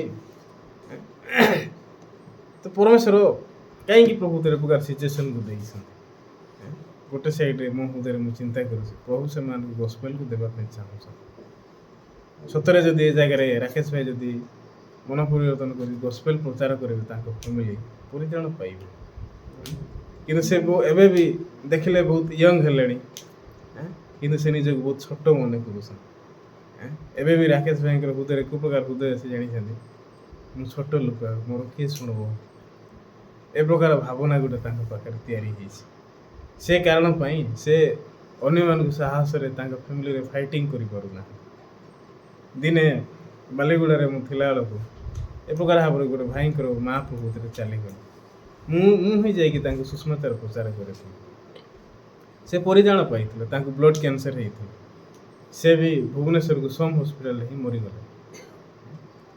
ତ ତାଙ୍କୁ ଅଣା ହେଲା, ଆଉ ଅଣା ହେଇକି ସମାଧି ଦେବା ପାଇଁ ତାଙ୍କ ଫ୍ୟାମିଲି ସମସ୍ତେ ଆମ ଚର୍ଚ୍ଚକୁ ଆସୁଥିଲେ, କିନ୍ତୁ ତାଙ୍କ ବାବା ଅଲଗା ଚର୍ଚ୍ଚକୁ ଯାଉଥିଲେ। ପେଣ୍ଟିକୋଷ୍ଟାଲ ଚର୍ଚ୍ଚ ନା କେଉଁ ଚର୍ଚ୍ଚ ଗୋଟେ ଯାଉଥିଲେ। ତ ତାଙ୍କ ବାବା ଜଣେ ଆଗେ ଫାଇଟିଂ କଲେ ତାଙ୍କ ଫ୍ୟାମିଲି ଲୋକକୁ, ମୋର ସ୍ତ୍ରୀକୁ ମୋର ପାର୍ଶ୍ୱଙ୍କୁ ଡାକିବା ସମାଧି ଦେବି। ତ ସମସ୍ତେ ପାଟି ବନ୍ଦ କଲେ।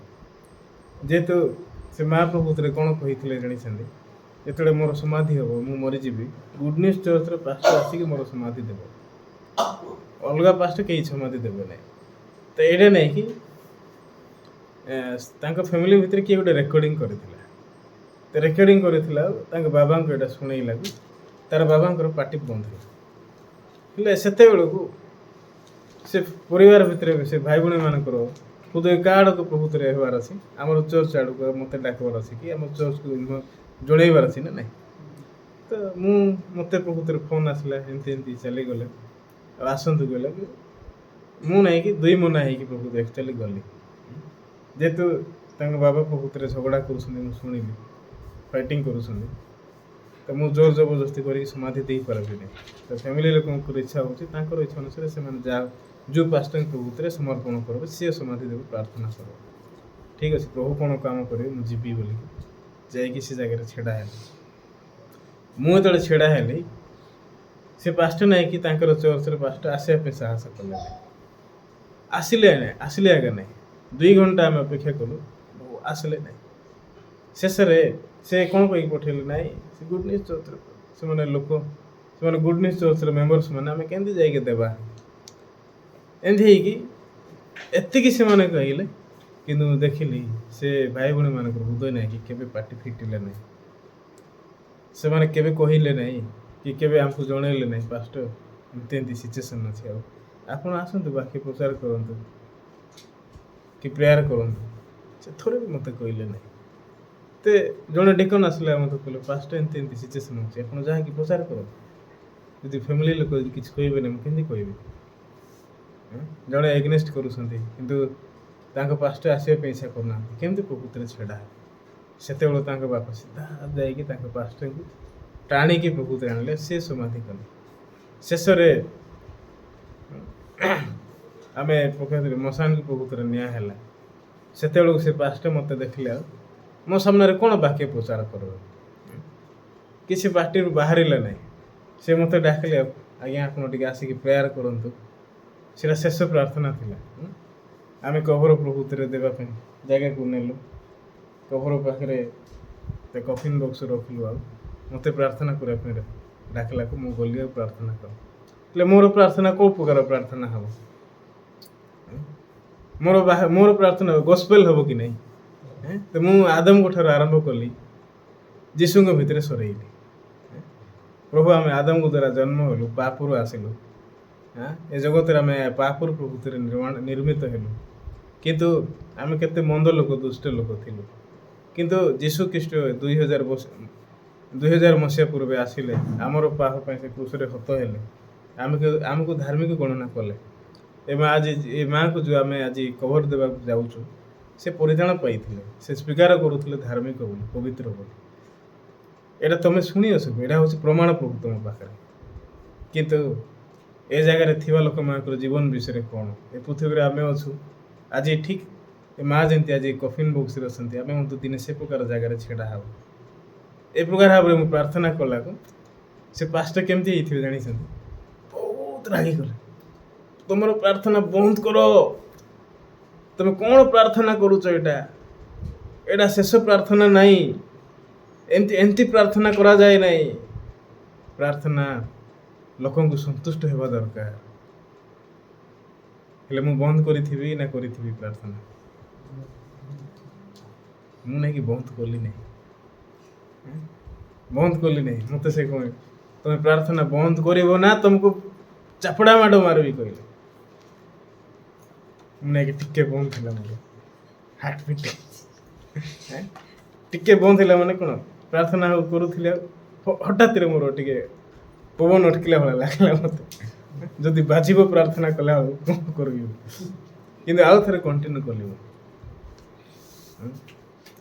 ପ୍ରଭୁ ଏଇଟା ମା ଆଜି ଚାଲି ଯାଇଛନ୍ତି ଆମେ କଭର ଦେଉଛୁ ସେ ଆଜି କଫିନ୍ ବକ୍ସରେ ଅଛନ୍ତି ତମର ଇଚ୍ଛା ସେ ପରିଧାନ ପାଇଥିଲେ ଧାର୍ମିକ ସେ ଅଟନ୍ତି ତମେ ଆଜି ତମ କୋଳକୁ ନେଇଅଛ ଆମେ ବହୁତ ଧନ୍ୟବାଦ ଦିଅଛୁ ଖୁସି ଅଛି ଆମେ ମାଆଙ୍କୁ ଦେଖିଲେ ନିଜ ଶରୀର ଆକାରରେ ଆମେ ହରେଇଲୁ କିନ୍ତୁ ଆତ୍ମାଙ୍କ ଅନୁସାରେ ଆମେ ଏ ମାଆଙ୍କୁ ପ୍ରଭୁତ୍ୱରେ ଲାଭ କରିଅଛୁ ପ୍ରଭୁ ତୁମେ କହିଛ ଲୋକ ପୁସ୍ତକ 15 ପର୍ବର 7 ପଦ ଅନୁସାରେ ଜଣେ ପାପୀ ଯଦି ମନ ପରିବର୍ତ୍ତନ କରୁଛି ଈଶ୍ୱର ସ୍ୱର୍ଗର କେତେ ଅଧିକ ଆନନ୍ଦ ନ ହେବ ଲେଖାଏ ପ୍ରଭୁ ତୁମେ ନିହାତି ଆଜି ଖୁସି ଥିବ ମାଆଙ୍କ ବାଡ଼ ଆମେ ବହୁତ ଖୁସି ଅଛୁ ପ୍ରଭୁ ମା ଆଜି ତୁମ କୋଳକୁ ଚାଲିଗଲେ ଏମିତି ପ୍ରାର୍ଥନା କଲାକୁ ମୋତେ ଆସିକି ଠେଲିଲେ ତମେ ବନ୍ଦ କରୁଛ ନା ଆହୁରି ଲମ୍ବଉଛ ତମେ ବନ୍ଦ କରିବ ନା ଲମ୍ବେଇବ ହେଲେ ମୋର ପ୍ରଚାର ନାହିଁ କି ଜାଗତିକ ପାଷ୍ଟରମାନଙ୍କ ପରି ମୋର ପ୍ରାର୍ଥନା ଜାଗତିକ ପାଷ୍ଟରମାନଙ୍କ ପରି ହେଇପାରିବନି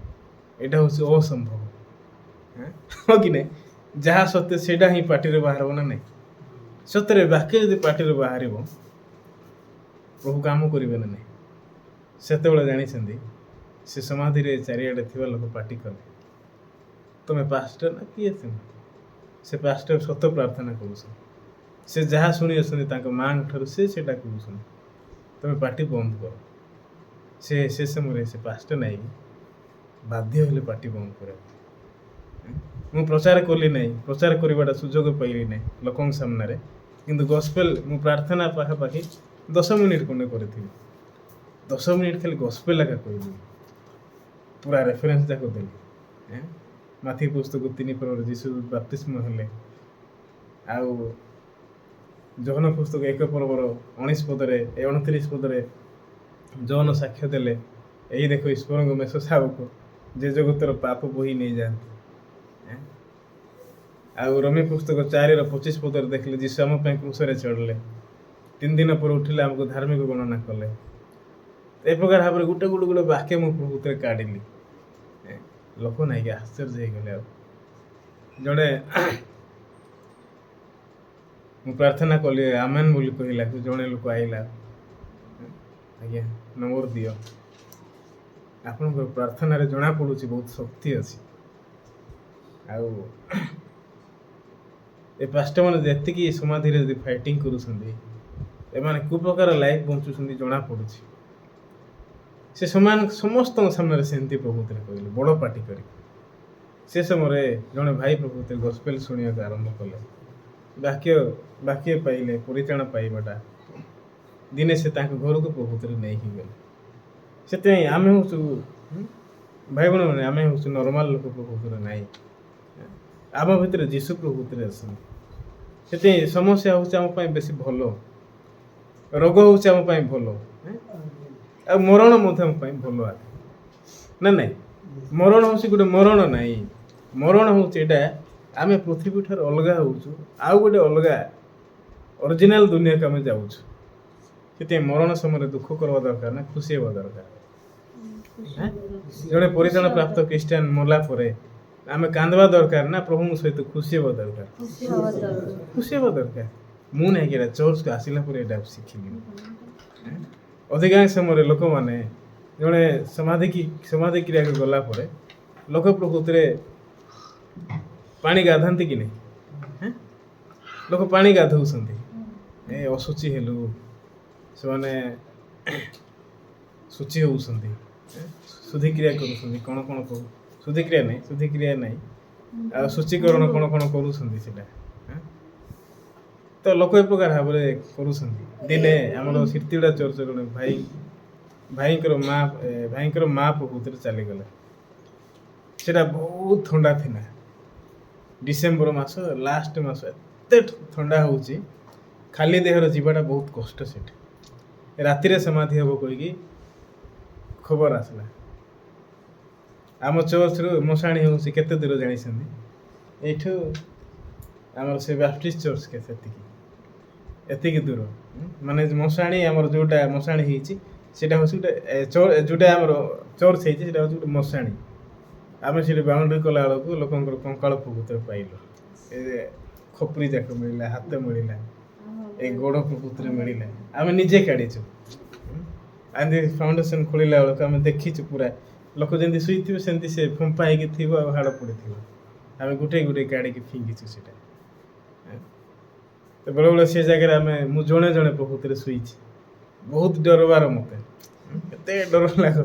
ସେଥିପାଇଁ ମୁଁ ଯେତେ ଖରା ହେଲେ ବି କ'ଣ କରୁଥିଲି ଜାଣିଥିଲି, ପୁରା କମଳ ଗୁଡ଼େଇ ହେବି, ଆଉ ଯେମିତି ଦେଖିବି ନାହିଁ। ଦିନେ ହଠାତ୍ରେ ସେ ପେଚା ନାଇକି ଘରେ ପଶିଲା, ଚର୍ଚ୍ଚ ଘରେ ପଶିଲା। ଯେହେତୁ ଚର୍ଚ୍ଚ ଘର ଦ୍ୱାର କବାଟ ପ୍ରକୃତରେ ଲାଗିନା, ଯେଉଁ ଗ୍ରିଲ୍ ଲାଗିଛି, କେମିତି ଗୋଟେ ଉଡ଼ିକି ଆଇବ ଲୋକ ସିଧା ଚର୍ଚ୍ଚରେ ପଶିଲା। ଆଉ ସିଆଡ଼େ ଏପଟେ ଉଡ଼ିବାଟା ସେ ଗୋଟେ ଢ ହେଇକି ବାଜୁଛି, ସେପଟେ ଢ ହେଇକି ବାଜୁଛି। ଯେହେତୁ ଝରକାରେ ଟିକେ ଆଲୁଅ ଦେଖାଯାଉଛି, ଜହ୍ନ ଆଲୁଅ, ଏଠି ଉଡ଼ିବି କହିଲେ ସେ ଝରକାରେ ବାଜି ଯାଉଛି। ମୋତେ ଲାଗିଲା ଏଇଟା ଭୂତ ଆକା ବୋଲି।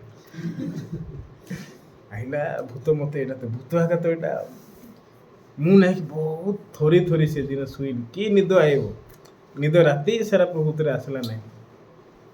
ଏମିତି ହେଇକି ସକାଳେ ଦେଖିଲା ବେଳକୁ ଗୋଟେ ସାଇଡ୍ ପେଚା ବସିଛି। ଆଉ ମୁଁ ପରେ ଦେଖିଲି, ସେ ପେଚାକୁ ମୁଁ ଧରିଲି, ଆଉ ଗୋଟେ ଭାଇଙ୍କୁ ପ୍ରକୃତରେ ଦେଲି। ଏ କ'ଣ ଛାଡ଼ବା ନା କ'ଣ କହିଲେ ନାଇଁ ଖାଇବା ବୋଲି କହିଲେ ସେ ଭାଇ ତାର ମୁଣ୍ଡ କାଟିଲା ସ୍କିନ୍ ଆଉଟ୍ କଲେ ସ୍କିନ୍ ଆଉଟ୍ ନାହିଁ ତାର ପର ଛଡ଼େଇଲେ କଟାକଟି କରିକି ଭାଜିକି ଖାଇଲି। ତ ଦିନେ ଏ ପ୍ରକାର ଭାବରେ ଗୋଟେ ଭାଇଙ୍କର ମା ପ୍ରକୃତିରେ ମରିଗଲେ ଶୀତ ସମୟ ଥିଲା। ଆଉ ଶୀତ ସମୟରେ ଆମେ ପାସ୍ଟାକୁ କହିଲେ ଲାଇଟ୍ କଲେକ୍ସନ୍ କର ହାଲୋଜିନ୍ ଦିଅ ବୋଲି କହିଲେ ଆମେ ଲାଇଟ୍ ହାଲୋଜିନ୍ କନେକ୍ସନ୍ କଲୁ। ରାତି 9ଟା 8ଟା ବେଳକୁ ସମାଧି କ୍ରିୟା ଷ୍ଟାର୍ଟ ହେଲା ସରିଲା ବେଳକୁ 9ଟା ଅଧେ ହେଇଗଲା।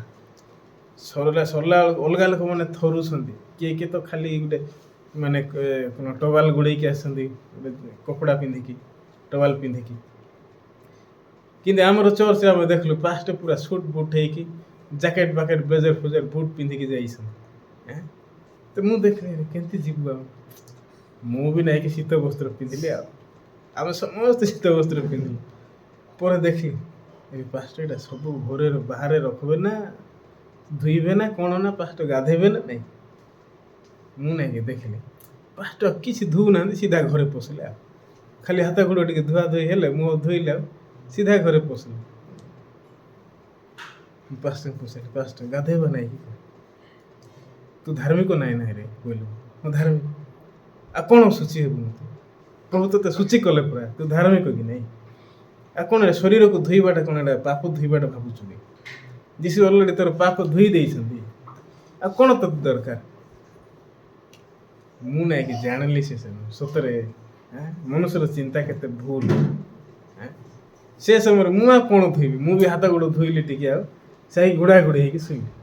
ତା ବାସି ଦିନେ ମୁଁ ଦେଖିଲି ପାଷ୍ଟ ସେ ଶୀତ ବସ୍ତ୍ର ଧୋଉନାହାନ୍ତି କିଛି ନାହିଁ ସମାନ ଡ୍ରେସ୍ ପିନ୍ଧିକି ସୁସ୍ମିତାର ପ୍ରଚାର କରିବା ପାଇଁ 2 ଜଣ ଆମେ ଗୋଟେ ଜାଗାକୁ ଗଲୁ। ମୁଁ ପାଷ୍ଟରଙ୍କୁ ପଚାରିଲି ପାଷ୍ଟ ହେଲେ ମରଣ ହେଲା ପରେ ସମାଧି ଜଣକୁ ଦେଲା ପରେ ଲୋକ ପାଣି ଗାଧେଇକି ଆଉଛନ୍ତି ତେଲ ଲଗାଉଛନ୍ତି ତାପରେ ଯାଇ ଘରେ ପଶୁଛନ୍ତି ଏଇଟା କ'ଣ ଏଇଟା ଏମିତି ଆମର ଚର୍ଚ୍ଚରେ ଏମିତି ନାହିଁ କି ଜାଣେ ଆମେ ବଞ୍ଚିନୁ ଆମେ ମରି ସାରିଲୁଣି ଆମ ଭିତରେ ଯୀଶୁ ବଞ୍ଚି ଅଛନ୍ତି। ପିତରକୁ ଦିନେ ଯୀଶୁ କହିଲେ କ'ଣ କହିଲେ କି ମାଂସ ଖାଇବା ପାଇଁ ଦେଲେ ଘୁଷୁରୀ ମାଂସ। ପିତର କ'ଣ କହିଲା ଘୁଷୁରୀ ହେଉଛି ଅଶୁଚି ପଶୁ ହଁ କି ନାଇଁ। ସେ ପିତର କହିଲା ପ୍ରଭୁ ଅଶୁଚି ଯାହା ମୁଁ ଖାଇବି ନାହିଁ ଛୁଇଁବି ନାହିଁ କହିଲେ କିନ୍ତୁ ଈଶ୍ୱର ଯାହା ଶୁଚି କରୁଛନ୍ତି ପିତର ତମେ କାହିଁକି ଅଶୁଚି କହୁଛ। ତ ସେ ସମୟରେ ପିତର ଘୁଷୁରୀ ମାଂସ ଖାଇଥିବେ ନା ନାହିଁ ଗ୍ରହଣ କରିଥିବେ ନା କରିନଥିବେ। ସେଥିପାଇଁ ପ୍ରଭୁ ଯାହା ସୂଚି କରୁଛନ୍ତି ସେଟା ସୂଚି ନା ଅଶୁଚି ସୂଚି। ସେଥିପାଇଁ ମୁଁ ସେ ସମୟରେ ମୋର ହୃଦୟରେ ମୁଁ ବେଶୀ ବଳ ପାଇଲି ଆଉ ବେଶୀ ଖୁସି ହେଲି। ତାମାନେ ମରଣ ହେଉଛି ଗୋଟେ ଜାଗା ନାହିଁ ଯେଉଁଟାକି ଅଶୁଚି ଜଣକୁ ହିଁ କରେଇ ପାରିବ। ତାମାନେ ମରଣ ହେଉଛି ଗୋଟେ ଜାଗା ପରମେଶ୍ୱରଙ୍କୁ ଗୌରବ ବା ପ୍ରଶଂସା ଦେବାର ଜାଗା ସେଟା ନିଜ ବିଷୟରେ ମନେ ପକାଇବାର ଜାଗା ସେଟା। ଆମେ ମରଣ ଜାଗାକୁ ଗଲେ ନିଜର ପ୍ରକୃତିକୁ ଆମେ ପ୍ରକୃତିରେ ଦେଖିପାରିବା ନିଜର ସମାପ୍ତି ପ୍ରକୃତିରେ ଆମେ ଜାଣିପାରିବା ହଁ ଦିନେ ମୁଁ ଏ ଜାଗାକୁ ପ୍ରକୃତିରେ ଯିବି ବୋଲି। ସେଥିପାଇଁ ମୁଁ ଏ ସମୟରେ ସେ ମାଆଙ୍କ ପ୍ରକୃତିରେ ପ୍ରଚାର କରିକି ବହୁତ ଖୁସି ହେଲି। ଅନ୍ତତଃ ସେ ମା ପ୍ରକୃତିରେ ନିଜ ମୁଖରେ ଏତିକି ତ କହୁଥିଲେ ହଁ ପ୍ରଭୁ ମୋତେ ଧାର୍ମିକ କରିଅଛନ୍ତି ପବିତ୍ର କରିଅଛନ୍ତି ତମେ ରାକେଶ ଭାଇଙ୍କର ପାଷ୍ଟର ବୋଲି ଏତିକି ତ ସେ ମାନେ ତାଙ୍କ ମୁଖରୁ ସ୍ୱୀକାର କଲେ। ମୁଁ ସେଇଟା ଶୁଣିକି ବହୁତ ଖୁସି ଲାଗିଲା। ସତରେ ଏ ସମୟରେ ତାଙ୍କର ଯେତେବେଳେ ନ୍ୟୁଜ୍ ପ୍ରକୃତିରେ ଶୁଣିଲି ଏଇଟା ହେଉଛି ଗୋଟେ ସାଇଡ଼୍ରେ ବେଶୀ ଯନ୍ତ୍ରଣା କଷ୍ଟଦାୟକ ଜଣେ ମାଆଙ୍କ ପ୍ରକୃତିରେ ହରାଇବାଟା ଗୋଟେ ଆତ୍ମାକୁ ପ୍ରକୃତିରେ ଗୋଟେ ଶରୀରକୁ ପ୍ରକୃତିରେ ପରିତ୍ୟାଗ କରିବାଟା କିନ୍ତୁ ଅନ୍ୟ ସାଇଡ଼୍ ନାହିଁ କି ପ୍ରଭୁ ଖୁସି ଥିବେ ଯଦି ଜଣେ ଆତ୍ମା ପରିତ୍ରାଣ ପାଉଛି ଉଦ୍ଧାର ପାଉଛି ପାପ କ୍ଷମା ପାଇକି ଯଦି ସ୍ୱର୍ଗ ପ୍ରକୃତିରେ ଯାଉଛି ତ ଈଶ୍ୱର ବହୁତ ଖୁସି ଅଛନ୍ତି ହଁ କି ନାହିଁ। ସତରେ ପରମେଶ୍ୱରଙ୍କ ପାଇଁ କ'ଣ ବେଶୀ ଗୁରୁତ୍ୱପୂର୍ଣ୍ଣ।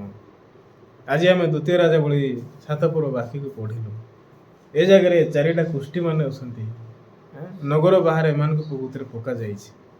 ତ ଏମାନେ ନିଜର କ'ଣ ପ୍ରକୃତିରେ ପରିତ୍ୟାଗ କଲେ କ'ଣ ପ୍ରକୃତିରେ ଏମାନେ ଫିଙ୍ଗିଲେ ନିଜର ଚିନ୍ତାକୁ କାଢ଼ିଲେ। ସେମାନେ ଦେଖିଲେ ଏଠି ବସିଲେ ବି ଆମେ ମରିବା ଆଗକୁ ବଢ଼ିଲେ ମଧ୍ୟ ପ୍ରକୃତିରେ ମରିବା ଅରାମ୍ୟ ଛାଉଣୀକୁ ଗଲେ ମଧ୍ୟ ପ୍ରକୃତିରେ ମରିବା କିନ୍ତୁ ଯେତେବେଳେ ସେମାନେ ନିଜକୁ ପରିତ୍ୟାଗ କଲେ ସେମାନେ କେବେ ମରିପାରୁନାହାନ୍ତି କିନ୍ତୁ ଓଲଟା ସେମାନେ ପ୍ରକୃତିରେ ସମସ୍ତ ବିଷୟ ପ୍ରକୃତିରେ ପାଇପାରୁଛନ୍ତି। ସୁନା ପାଉଛନ୍ତି, ରୂପା ପାଉଛନ୍ତି, ମୂଲ୍ୟବାନ ବସ୍ତ୍ର ପ୍ରକୃତିରେ ପାଉଛନ୍ତି। ସେଥିପାଇଁ ସୁନାର ଅର୍ଥ କ'ଣ? ଈଶ୍ୱରଙ୍କର ଗୌରବ, ପ୍ରଶଂସା। ରୂପାର ଅର୍ଥ କ'ଣ? ଈଶ୍ୱରଙ୍କର ଅନୁଗ୍ରହ। ଏ ବସ୍ତ୍ରର ଅର୍ଥ କ'ଣ? ଈଶ୍ୱରଙ୍କର ଧାର୍ମିକତା। ତ ଏ ପ୍ରକାର ଭାବରେ ଦିନେ ଏ ପ୍ରକାର ଏମାନେ କଦର୍ଯ୍ୟ ଭାବରେ ବଞ୍ଚୁବା ଲୋକମାନେ ଈଶ୍ୱରଙ୍କ ଠାରୁ ପ୍ରକାର ମୂଲ୍ୟବାନ ବିଷୟକୁ ପ୍ରକୃତିରେ ପାଉଛନ୍ତି। ତେବେ ଏମାନେ ଯେତେବେଳେ ଏ ପ୍ରକାର ବିଷୟ ପାଇଥିବେ, ଏମାନେ କ'ଣ ଖୁସି ନଥିବେ କି? ଦିନେ ଏମାନେ କ'ଣ ଚିନ୍ତା କଲେ, ଆରେ ଆଜି ସୁସମ୍ବାଦର ଦିନ, ଆମେ କାହିଁକି ପାଟି ବନ୍ଦ କରିକି ଅଛୁ? ଯଦି ଆମେ ବର୍ତ୍ତମାନ ପର୍ଯ୍ୟନ୍ତ ଯଦି ପାଟି ବନ୍ଦ କରିବା, ପ୍ରଭୁ ନିଶ୍ଚୟ ଆମମାନଙ୍କୁ ଦଣ୍ଡ ଘଟେଇବେ, ଦଣ୍ଡ ଦେବେ। ସେଥିପାଇଁ ଚାଲ ନଗର ଭିତରକୁ ଯିବା, ଏ ସୁସମ୍ବାଦ ପ୍ରକୃତିରେ ଜଣେଇବା। ଏମାନେ ଏ ପ୍ରକାର ଭାବରେ ନିଷ୍ପତ୍ତି ନେଇକି ଦିନେ ନଗର ଭିତରକୁ ଆସିକି ସୁସମ୍ବାଦ ପ୍ରକୃତିରେ ଜଣାଉଛନ୍ତି। ଏ 4 ଜଣ ଗୋଷ୍ଠୀ ଏ ପ୍ରକାର ଲୋକ ହେଇଯାଉଛନ୍ତି, ଏ ନଗର ଭିତରେ ଥିବା ଲୋକମାନଙ୍କୁ ଉଦ୍ଧାର କରିବା କାମ କରୁଛନ୍ତି। ଭାଇ ଭଉଣୀମାନେ, ପରମେଶ୍ୱର ଆମମାନଙ୍କୁ ଜଗତରେ ଏ 4 ଗୋଷ୍ଠୀ ପରି ପ୍ରକୃତିରେ ରଖି ଅଛନ୍ତି। ସେଥିପାଇଁ ନଗର ଭିତରେ କାହା ପାଖରେ ମଧ୍ୟ ସୁସମ୍ବାଦ ପ୍ରକୃତିରେ ନାହିଁ, କିନ୍ତୁ କାହା ପାଖରେ ଅଛି? 4 ଗୋଷ୍ଠୀ ପାଖରେ ଅଛି। ସେଥିପାଇଁ ବାଇବଲ ଯଦି ଆମେ ଦେଖିବା, ବାଇବଲକୁ 4 ଭାଗରେ ବିଭକ୍ତ କରାହେଇଛି। 4ଟା ସୁସମାଚାର ପ୍ରକୃତିରେ କୁହାହେଉଛି, ମାଥ୍ୟୁ, ମାର୍କ, ଲୁକ, ଜହନ। ସେଥିପାଇଁ ଏ 4ଟା ପୁସ୍ତକ ଯେତେବେଳେ ଆପଣ ପଢ଼ିବେ, ସମାନ ବାକ୍ୟ ସବୁ ଜାଗାରେ ଲେଖା ହେଇଛି। ହଁ, ଟିକେ ଟିକେ ଚେଞ୍ଜେସ୍ ଅଛି, କିନ୍ତୁ ପ୍ରାୟତଃ ନାହିଁ କି ସମାନ ଅଛି। ଆମେନ୍। ସେଥିପାଇଁ ପରମେଶ୍ୱର ଆମମାନଙ୍କୁ କ'ଣ ଦେଇ ଅଛନ୍ତି? ଧାର୍ମିକତା ଦେଇ ଅଛନ୍ତି। ଏଇଟା ହେଉଛି ସବୁଠୁ ବେଶୀ ମୂଲ୍ୟବାନ ବିଷୟ, ଯାହାକି ଆମମାନଙ୍କୁ ପ୍ରକୃତିରେ ଏ ଜଗତ ଠାରୁ ପ୍ରକୃତିରେ ଅତିକ୍ରମ କରେଇ ପାରିବ। ସେଥିପାଇଁ ଯଦି ଦେଖିବା, ଏ 4 ଗୋଷ୍ଠୀଙ୍କ ପାଖରେ ଆଶା ଅଛି, ଏମାନଙ୍କ ପାଖରେ ବିଶ୍ୱାସ ଅଛି, ପ୍ରଭୁ ଆମ ପାଇଁ କାମ କରିବେ। ଚାଲ ଆମେ କାହିଁକି ଏଠି ବସି ଅଛୁ ବୋଲି କହିକି। ସତରେ ଭାଇମାନେ, ଯଦି ଆମେ ଚିନ୍ତା କରିବା, ଆମେ ଯଦି ପ୍ରଭୁଙ୍କ ବାକ୍ୟ ଅନୁସାରେ ନିଜକୁ ଦେଖିବାକୁ ଆରମ୍ଭ କରିବା, ଆମେ ହେଉଛୁ ସତରେ ସେ 4 ଗୋଷ୍ଠୀ। ପ୍ରଭୁ ଆମମାନଙ୍କ ପାଖକୁ ଗସ୍ପେଲକୁ ଆଣି ଅଛନ୍ତି। ପରମେଶ୍ୱର ଆମ ଦ୍ୱାରା ଅନେକ ଲୋକଙ୍କୁ ଉଦ୍ଧାର କରିବା ପାଇଁ ଚାହୁଁଅଛନ୍ତି। ସେଥିପାଇଁ ପରମେଶ୍ୱର ରାସ୍ତା ରେଡ଼ି କରି ଅଛନ୍ତି। ଯଦି ଆମେ 4 ଗୋଷ୍ଠୀ ପରି ଯଦି ଆଗକୁ ପାଦ ପକେଇବୁ, ତ ପରମେଶ୍ୱର କ'ଣ କାମ କରିବେ ନାହିଁ କି? ପରମେଶ୍ୱର ଲୋକଙ୍କୁ ଆମ ଦ୍ୱାରା କ'ଣ ଉଦ୍ଧାର ଦେବେ ନାହିଁ କି? କିନ୍ତୁ ଆମେ ଯେତେବେଳେ ପାଟି ବନ୍ଦ କରିକି ବଞ୍ଚୁଛୁ, ସେଇଟା କାହାର କ୍ଷତି ଜାଣିଛନ୍ତି? ନିଜର କ୍ଷତି, ମୋର ନିଜର କ୍ଷତି। କିନ୍ତୁ ପରମେଶ୍ୱର ଆମକୁ ଏ ଜାଗାକୁ ଆଣି ଆସନ୍ତି ଗୋଟେ କାରଣ ପାଇଁ, ଅନେକ ଲୋକ ଆମ ଦ୍ୱାରା ଉଦ୍ଧାର ପାଇବେ। ଏ ସମୟରେ ଆଫ୍ରିକା, କେନିଆର ସାକ୍ଷ୍ୟ ପ୍ରକୃତିରେ ମୁଁ ଶୁଣିଲି। ଆଫ୍ରିକା ଯେଉଁ କେନିଆ ପ୍ରକୃତିରେ ଅଛି, ନାଇରୋବି ଚର୍ଚ୍ଚ, ନାଇରୋବି ଚର୍ଚ୍ଚରେ ସେମାନେ ସଣ୍ଡେ ଦିନ 16,000 ଲୋକ ପ୍ରକୃତିରେ ଜମା ହେଉଛନ୍ତି। ସେମାନେ 5ଟା ଜାଗାରେ ସଣ୍ଡେ ସର୍ଭିସ୍ କରୁଛନ୍ତି। ଗୋଟେ ସଣ୍ଡେ ସର୍ଭିସରେ ଅଫଲାଇନ୍କୁ 3,000ରୁ ଅଧିକ ଲୋକ ପ୍ରକୃତିରେ ଆସୁଛନ୍ତି। ଆଶ୍ଚର୍ଯ୍ୟ! ଏଇଟା ଅଧିକ ବର୍ଷ ପ୍ରକୃତିରେ ହେଇନାହିଁ। ଆକ୍ଚୁଆଲି ଚର୍ଚ୍ଚ ଆରମ୍ଭ ହେଇକି 30 ବର୍ଷ ହେବ, କିନ୍ତୁ ଏ ଲୋକଙ୍କର ସଂଖ୍ୟା ଚର୍ଚ୍ଚରେ ବୃଦ୍ଧି ହେବାଟା 3 ବର୍ଷ ହେବ। 3 ବର୍ଷ ଭିତରେ ସୁସମାଚାର ଏତେ ପ୍ରକୃତିରେ ସ୍ପ୍ରେଡ୍ ହେଇଛି। ସେଥିପାଇଁ ଆଫ୍ରିକା ହେଉଛି ନାଇରୋବି ଯେଉଁଟା ଅଛି, ନାଇରୋବି ଚର୍ଚ୍ଚ ଯେଉଁଟା ଅଛି, ସେଠି ନାଇକି ଅଧିକ ମୁସଲିମ ଲୋକ ପ୍ରକୃତିରେ ପରିଚାଳନା ପାଉଛନ୍ତି। ସେଥିପାଇଁ ଦିନକୁ ଦିନ ସେଠି ଲୋକ ବଢ଼ୁଛନ୍ତି, ସୁସମାଚାରକୁ ପ୍ରକୃତିରେ ଶୁଣୁଛନ୍ତି। ଦିନେ ପାଷ୍ଟର ପରେ ଏପ୍ରକାର ଭାବରେ ସେ ପାଷ୍ଟର ମିଶନାରୀ କଥା ହେବାଟା ଆରମ୍ଭ କଲେ। ପାଷ୍ଟର ଏଠି କିଏ ସୁସମାଚାର ଶୁଣୁନାହାନ୍ତି। ପାଷ୍ଟର କହିଲେ, କିଏ ଶୁଣିବେ ନାହିଁ? ପ୍ରଭୁ ଏ ଜାଗାକୁ ଆମର ଏ ଜାଗାରେ ଚର୍ଚ୍ଚକୁ ଆରମ୍ଭ କରି ଆସନ୍ତି। ପରମେଶ୍ୱର ନିହାତି ପ୍ରକୃତିରେ ସେ ଜାଗାରେ କାମ କରିବେ। ତମେ ବିଶ୍ୱାସରେ ପାଦ ପକାଅ, ପରମେଶ୍ୱର ନିହାତି ସେ ଜାଗାରେ କାମ କରିବେ। ସେ ପାଷ୍ଟର ଗସ୍ପେଲକୁ ପ୍ରଚାର କରିବାଟା ଆରମ୍ଭ କଲେ। ସେ ସମୟରେ ଆଫ୍ରିକା, କେନିଆ ଯେଉଁ ଦେଶ ଅଛି, ନାଇରୋବି ଚର୍ଚ୍ଚ ଯେଉଁଟା ଅଛି, ଏଇଟା ଧୀରେ ଧୀରେ ପ୍ରକୃତିରେ ବୃଦ୍ଧି ପାଇବାକୁ ଆରମ୍ଭ ହେଲା। ସେଥିପାଇଁ ଏ ନାଇରୋବି ଚର୍ଚ୍ଚରେ ବର୍ତ୍ତମାନ ନେଇକି ମିଶନାରୀ ଷ୍ଟୁଡେଣ୍ଟ ମାନେ କେତେ ଜଣ ଅଛନ୍ତି ଜାଣିଛନ୍ତି? 500 ଜଣ ଅଛନ୍ତି। ବହୁତ ଅଧିକ କି ନାହିଁ? 500 ଜଣ ଷ୍ଟୁଡେଣ୍ଟ ମାନେ ଅଛନ୍ତି। ପାଷ୍ଟର ପ୍ରକୃତିରେ ଏଥର କହିଲେ, ଗୋଟେ ସମୟ ଆସିବ, 1 ବର୍ଷ ପରେ, 2 ବର୍ଷ ପରେ, ଆମେ ମିଶନାରୀକୁ ପଠେଇବୁ ନାଇରୋବି ଚର୍ଚ୍ଚ ଦ୍ୱାରା। 200ଟା, 300ଟା, 400ଟା ଆମେ ମିଶନାରୀ ପଠେଇବୁ। ଏତେ ମୁଁ ଯେତେବେଳେ ଚିନ୍ତା କରୁଛି, ପ୍ରଭୁ ମୋ ଦ୍ୱାରା ମଧ୍ୟ କାମ କରିବା ପାଇଁ ଚାହୁଁଛନ୍ତି। ଆମ ଦ୍ୱାରା ପରମେଶ୍ୱର କାମ କରିବା ପାଇଁ ଚାହୁଁଛନ୍ତି। ସେଥିପାଇଁ ପରମେଶ୍ୱର ମୋତେ ପରିଚାଳନା ଦେଇ ଅଛନ୍ତି, ଉଦ୍ଧାର ଦେଇ ଅଛନ୍ତି। ସେତେ ମୁଁ ଯଦି ପାଟି ବନ୍ଦ କରିବି ତ ଏଇଟା ମୋର ଲସ୍ ହେବ। ସେଥିପାଇଁ ଭାଇଭଉଣୀ ନାହିଁ ଏ ସମୟରେ ମଧ୍ୟ ମୁଁ ଭାବୁଛି ଆମେ ଛୋଟ ଛୋଟ ମାନେ ପୋଷ୍ଟ କନଫରେନ୍ସ ଯାକ ପ୍ରକୃତିରେ କରିବାକୁ ପଡ଼ିବ। ବୁଝିପାରୁଛନ୍ତି କି ନିଜକୁ ଆମେ ଗସ୍ପେଲ ଭିତରେ ବ୍ୟସ୍ତ ହେବାକୁ ପ୍ରକୃତିରେ ପଡ଼ିବ। ଗସ୍ପେଲ ଭିତରେ ବ୍ୟସ୍ତ ହେଲେ ଆମେ କୌଣସି ଚିନ୍ତାରେ ପ୍ରକୃତିରେ ପଡ଼ିବୁ ନାହିଁ। ବାକ୍ୟ ଅନୁସାରେ ଚିନ୍ତା କରିବୁ। ପ୍ରଭୁଙ୍କର ହୃଦୟ କ'ଣ, ପ୍ରଭୁଙ୍କର ଇଚ୍ଛା କ'ଣ, ସେ ବିଷୟକୁ ପ୍ରକୃତିରେ ଖୋଜିବାକୁ ଆରମ୍ଭ କରିବୁ। ଯଦି ମୁଁ ନିଜକୁ ସେ ଜାଗାରେ ପାଇବା ପାଇଁ ଚାହୁଁଛି, ସେ ଜାଗାରେ ପ୍ରକୃତିରେ ନିଜକୁ ପ୍ରକୃତିରେ ମୁଁ ସମର୍ପଣ କରିବା ପାଇଁ ଚାହୁଁଛି, ହେଲେ ଆମେ ନେଇକି ଗସ୍ପେଲ ପ୍ରଚାର କରିବା ଦରକାର। ଯେତେ ମୋର ହୃଦୟରେ ଏ ସପ୍ତାହରେ ଆମେ ପ୍ରକୃତିରେ ଟିକେ ବିଜୟୀ ଲାଇଫ୍ ପ୍ରକୃତିରେ ବଞ୍ଚିବା। ଠିକ୍ ଅଛି କି ଆମର କିଡ୍ସ କ୍ୟାମ୍ପ ବି ହେବ, ପୋଷ୍ଟ କନଫରେନ୍ସ ଯାକ ପ୍ରକୃତିରେ ଆମେ ଛୋଟ ଛୋଟ ପ୍ରକୃତିରେ କରିବା। 2 ଜଣ ହଉ କି 3 ଜଣ ହଉ କି 10 ଜଣ ହଉ 20 ଜଣ ହଉ କି ଆମେ ପ୍ରକୃତିରେ ଜମା କରିକି ଆମେ ପ୍ରକୃତିରେ ପୋଷ୍ଟ କନଫରେନ୍ସ ଯାକ କରିବା। ଏମିତି କରିବା ଆଉ ନେକ୍ସଟ ମନ୍ଥ ଲାଷ୍ଟ ଆଡ଼କୁ ଆମେ ବଡ଼ କନଫରେନ୍ସ ଗୋଟେ ପ୍ରକୃତିରେ କରିବା କହିକି ମୁଁ ଭାବୁଛି। କରିବା କି ନାହିଁ? ସେଥିପାଇଁ ସବୁ ଜାଗାକୁ ଯିବା ଏଥର ଆଉ ପ୍ରଚାର କରିବା ଆଉ ଇନଭାଇଟ୍ କରିବା ଆଉ ନେକ୍ସଟ ମନ୍ଥ ପାଇଁ ଗୋଟେ ଡେଟ୍କୁ ଫିକ୍ସ କରିକି ଆମେ ଗୋଟେ ପାଷ୍ଟରଙ୍କୁ ଡାକିବା ଆଉ ବଡ଼ କନଫରେନ୍ସ ପ୍ରକୃତିରେ କରିବା। ହେବ କି ହେବ ନାହିଁ? ସତରେ ଏ ପ୍ରକାର ଆମେ ବଞ୍ଚିଲେ ଆମର ଚିନ୍ତା କରିବାର ଶକ୍ତି ଆଉ ନଥିବ। ନିଜ ପାଇଁ ଚିନ୍ତା କରବାଟା କେମିତି କରିବି, କ'ଣ ହେବ, ମୋର ଲାଇଫ୍ କ'ଣ ହେବ, ଏ ପ୍ରକାର ବିଷୟ ଚିନ୍ତା କରିବାଟା କିଛି ରହିବ ନାହିଁ। ସେଥିପାଇଁ ପାଷ୍ଟର ପାର କାହିଁକି ଏବେ ପର୍ଯ୍ୟନ୍ତ ଧାଉଁଛନ୍ତି ଜାଣିଛନ୍ତି? ସେଥିପାଇଁ ପାଷ୍ଟର ଗୋଟେ ବିଷୟକୁ ଜାଣିଛନ୍ତି ଯେ ଗସ୍ପେଲର ମଜା କେତେ। ସେଥିପାଇଁ ପାଷ୍ଟର ଗସ୍ପେଲର ମଜାକୁ ଜାଣି ଆସନ୍ତି। ସେଥିପାଇଁ ପାଷ୍ଟର ଆଜି ପର୍ଯ୍ୟନ୍ତ ପ୍ରକୃତିରେ ଧାଉଁଛନ୍ତି। ସେଥିପାଇଁ ସବୁ ପାଷ୍ଟରମାନଙ୍କ ଠାରୁ ପାଷ୍ଟର ପାର୍କ ହେଉଛନ୍ତି ସ୍ୱତନ୍ତ୍ର ପାଷ୍ଟର, ଯିଏକି ଲୋକଙ୍କ ଠାରୁ ଅଲଗା ଚିନ୍ତା କରୁଛନ୍ତି। ସେଥିପାଇଁ ସେ ସଦାବେଳେ ଗସ୍ପେଲକୁ ନେଇକି ଚିନ୍ତା କରୁଛନ୍ତି, ମଣ୍ଡଳୀର ବୃଦ୍ଧି ନିମନ୍ତେ ଚିନ୍ତା କରୁଛନ୍ତି।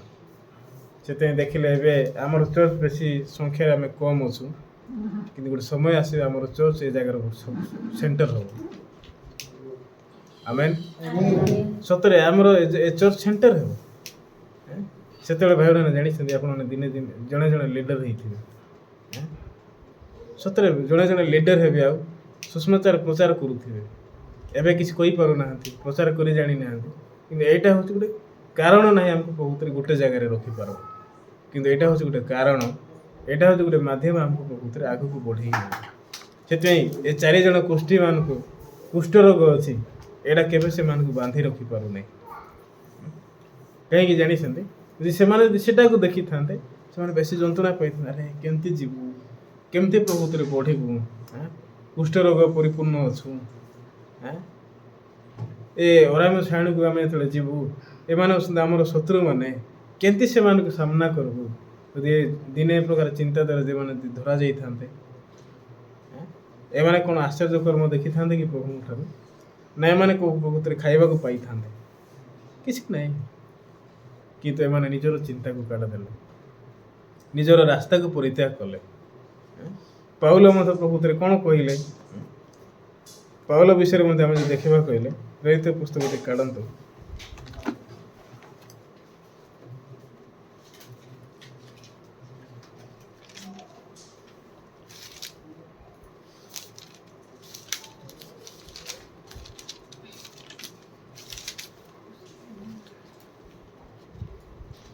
କୋଡ଼ିଏ ପର୍ବର 24 ପଦ ଦେଖନ୍ତୁ। ପ୍ରେରିତ ପୁସ୍ତକ 20 ପର୍ବର 24 ପଦ। କିନ୍ତୁ ମୁଁ ଯେପରି ମୋହର ନିରୂପିତ ପଥ ଶେଷ ପର୍ଯ୍ୟନ୍ତ ଦୌଡ଼ିପାରେ ଆଉ ଈଶ୍ୱରଙ୍କ ଅନୁଗ୍ରହର ସୁଷମାଚାର ପକ୍ଷରେ ସାକ୍ଷ୍ୟ ଦେବା ନିମନ୍ତେ ଯେଉଁ ସେବାର କାର୍ଯ୍ୟ ପ୍ରଭୁ ଯୀଶୁଙ୍କ ଠାରୁ ପାଇଅଛି ତାହା ସମ୍ପୂର୍ଣ୍ଣ କରିପାରେ, ଏଥିରେ ମୁଁ ଆପଣା ପ୍ରାଣକୁ ପ୍ରିୟ ଜ୍ଞାନ ନ କରି ତାହା ନଗଣ୍ୟ ମନେ କରୁଅଛି। ତ ଏ ଜାଗାରେ ଦେଖିଲେ ପାଉଲ ନିଜର ଜୀବନ କ'ଣ ମନେ କରୁଅଛନ୍ତି? ନଗଣ୍ୟ ମନେ କରୁଅଛନ୍ତି। ସେଥିପାଇଁ ଇଏ ନିଜର ସ୍ୱାଧୀନତାକୁ ପ୍ରକୃତରେ କାଢ଼ିଦେଲେ। ଗୋଟେ ସାଇଡ଼୍ ଦେଖିଲେ ନିଜର ସ୍ୱାଧୀନତା ପ୍ରକୃତରେ ପାଉଲ ହରେଇଲା ପରି ଦେଖାଯାଉଛି, କିନ୍ତୁ ଗୋଟେ ଇଏ ନାଇଁକି କେଉଁ ରାସ୍ତାରେ ଧାଉଁଛନ୍ତି, ୟାର ଗୋଟେ ଲକ୍ଷ୍ୟ ଅଛି। ସେ ଲକ୍ଷ୍ୟ କ'ଣ? ସେଟା ହେଉଛି ସୁଷମାଚାର ପକ୍ଷରେ ସାକ୍ଷ୍ୟ ଦେବା ନିମନ୍ତେ ମୁଁ ଯେଉଁ ସେବାରେ କାର୍ଯ୍ୟ ପ୍ରଭୁ ଯୀଶୁଙ୍କ ଠାରେ ପାଇଅଛି, ସେଥିପାଇଁ ଇଏ କ'ଣ ପାଇଁ ପ୍ରଭୁତରେ ଚିନ୍ତା କରୁଛନ୍, କେଉଁ କାରଣ ପାଇଁ ଇଏ ଧାଉଁଛନ୍ତି, ଇଏ ନିଜର ସ୍ୱାଧୀନତା କାହିଁକି ପ୍ରଭୁତରେ କାଢ଼ିଦେଲେ? ଗୋଟେ ସେଇଟା ହେଉଛି ସୁସମାଚାର। ପାଉଲ ଏ ପ୍ରକାର ଲୋକ ନଥିଲେ। ପାଉଲ ଖ୍ରୀଷ୍ଟିଆନ ଲୋକକୁ ତାଡ଼ନା ଦେବା ଲୋକ ଥିଲେ। ଇଏ ଧରିକି ଜେଲରେ ପକାଇବା ଲୋକ ଥିଲେ। କିନ୍ତୁ ପାଉଲ ଦିନେ ସାଉଲ ମନ ପରିବର୍ତ୍ତନ କଲା ପରେ ପାଉଲ ନା ଭାବରେ ପରିବର୍ତ୍ତନ ହେଲା। ପାଉଲ ହେଲା ପରେ ଏ ସାଉଲର ଜୀବନ କେବେ ବଞ୍ଚି ପାରିଲେ ନାହିଁ। ସେଥିପାଇଁ ଇଏ କ୍ରମାଗତ ଭାବରେ ଯୀଶୁଙ୍କ ବିଷୟରେ ଚିନ୍ତା କଲେ, ଗସ୍ପେଲ ବିଷୟରେ ଚିନ୍ତା କଲେ, ମଣ୍ଡଳୀ ସ୍ଥାପନ କରିବା ବିଷୟରେ ପ୍ରଭୁତରେ ଚିନ୍ତା କଲେ। ସେଥିପାଇଁ ଇଏ ଶେଷ ପର୍ଯ୍ୟନ୍ତ ଧାଉଁଛନ୍ତି ଲେଖା ହେଇଛି। ସେଥିପାଇଁ ନିଜର ପ୍ରାଣକୁ ପ୍ରିୟ ଜ୍ଞାନ ନ କରିକି ସେ ଶେଷ ପଥ ପର୍ଯ୍ୟନ୍ତ ଧାଉଁଛନ୍ତି ଲେଖା ହେଇଛି। ତ ପାଉଲର ହୃଦୟରେ କେଉଁ ପ୍ରକାର ହୃଦୟ ଥିବ? ପାଉଲ କ'ଣ ପ୍ରଭୁତରେ ଦେଖୁଥିବେ? ସେ ନିଜର ଉଦ୍ଧାରକୁ ମନେ ପକାଉଥିବେ। ଆରେ ମୁଁ କେତେ ଦୁଷ୍ଟ ଲୋକ, ମୁଁ କେତେ ଦାମ୍ଭିକ ଲୋକ, ମୁଁ କିନ୍ତୁ ଆଜି ପରମେଶ୍ୱର ମୋତେ ଭଲ ପାଉଛନ୍ତି।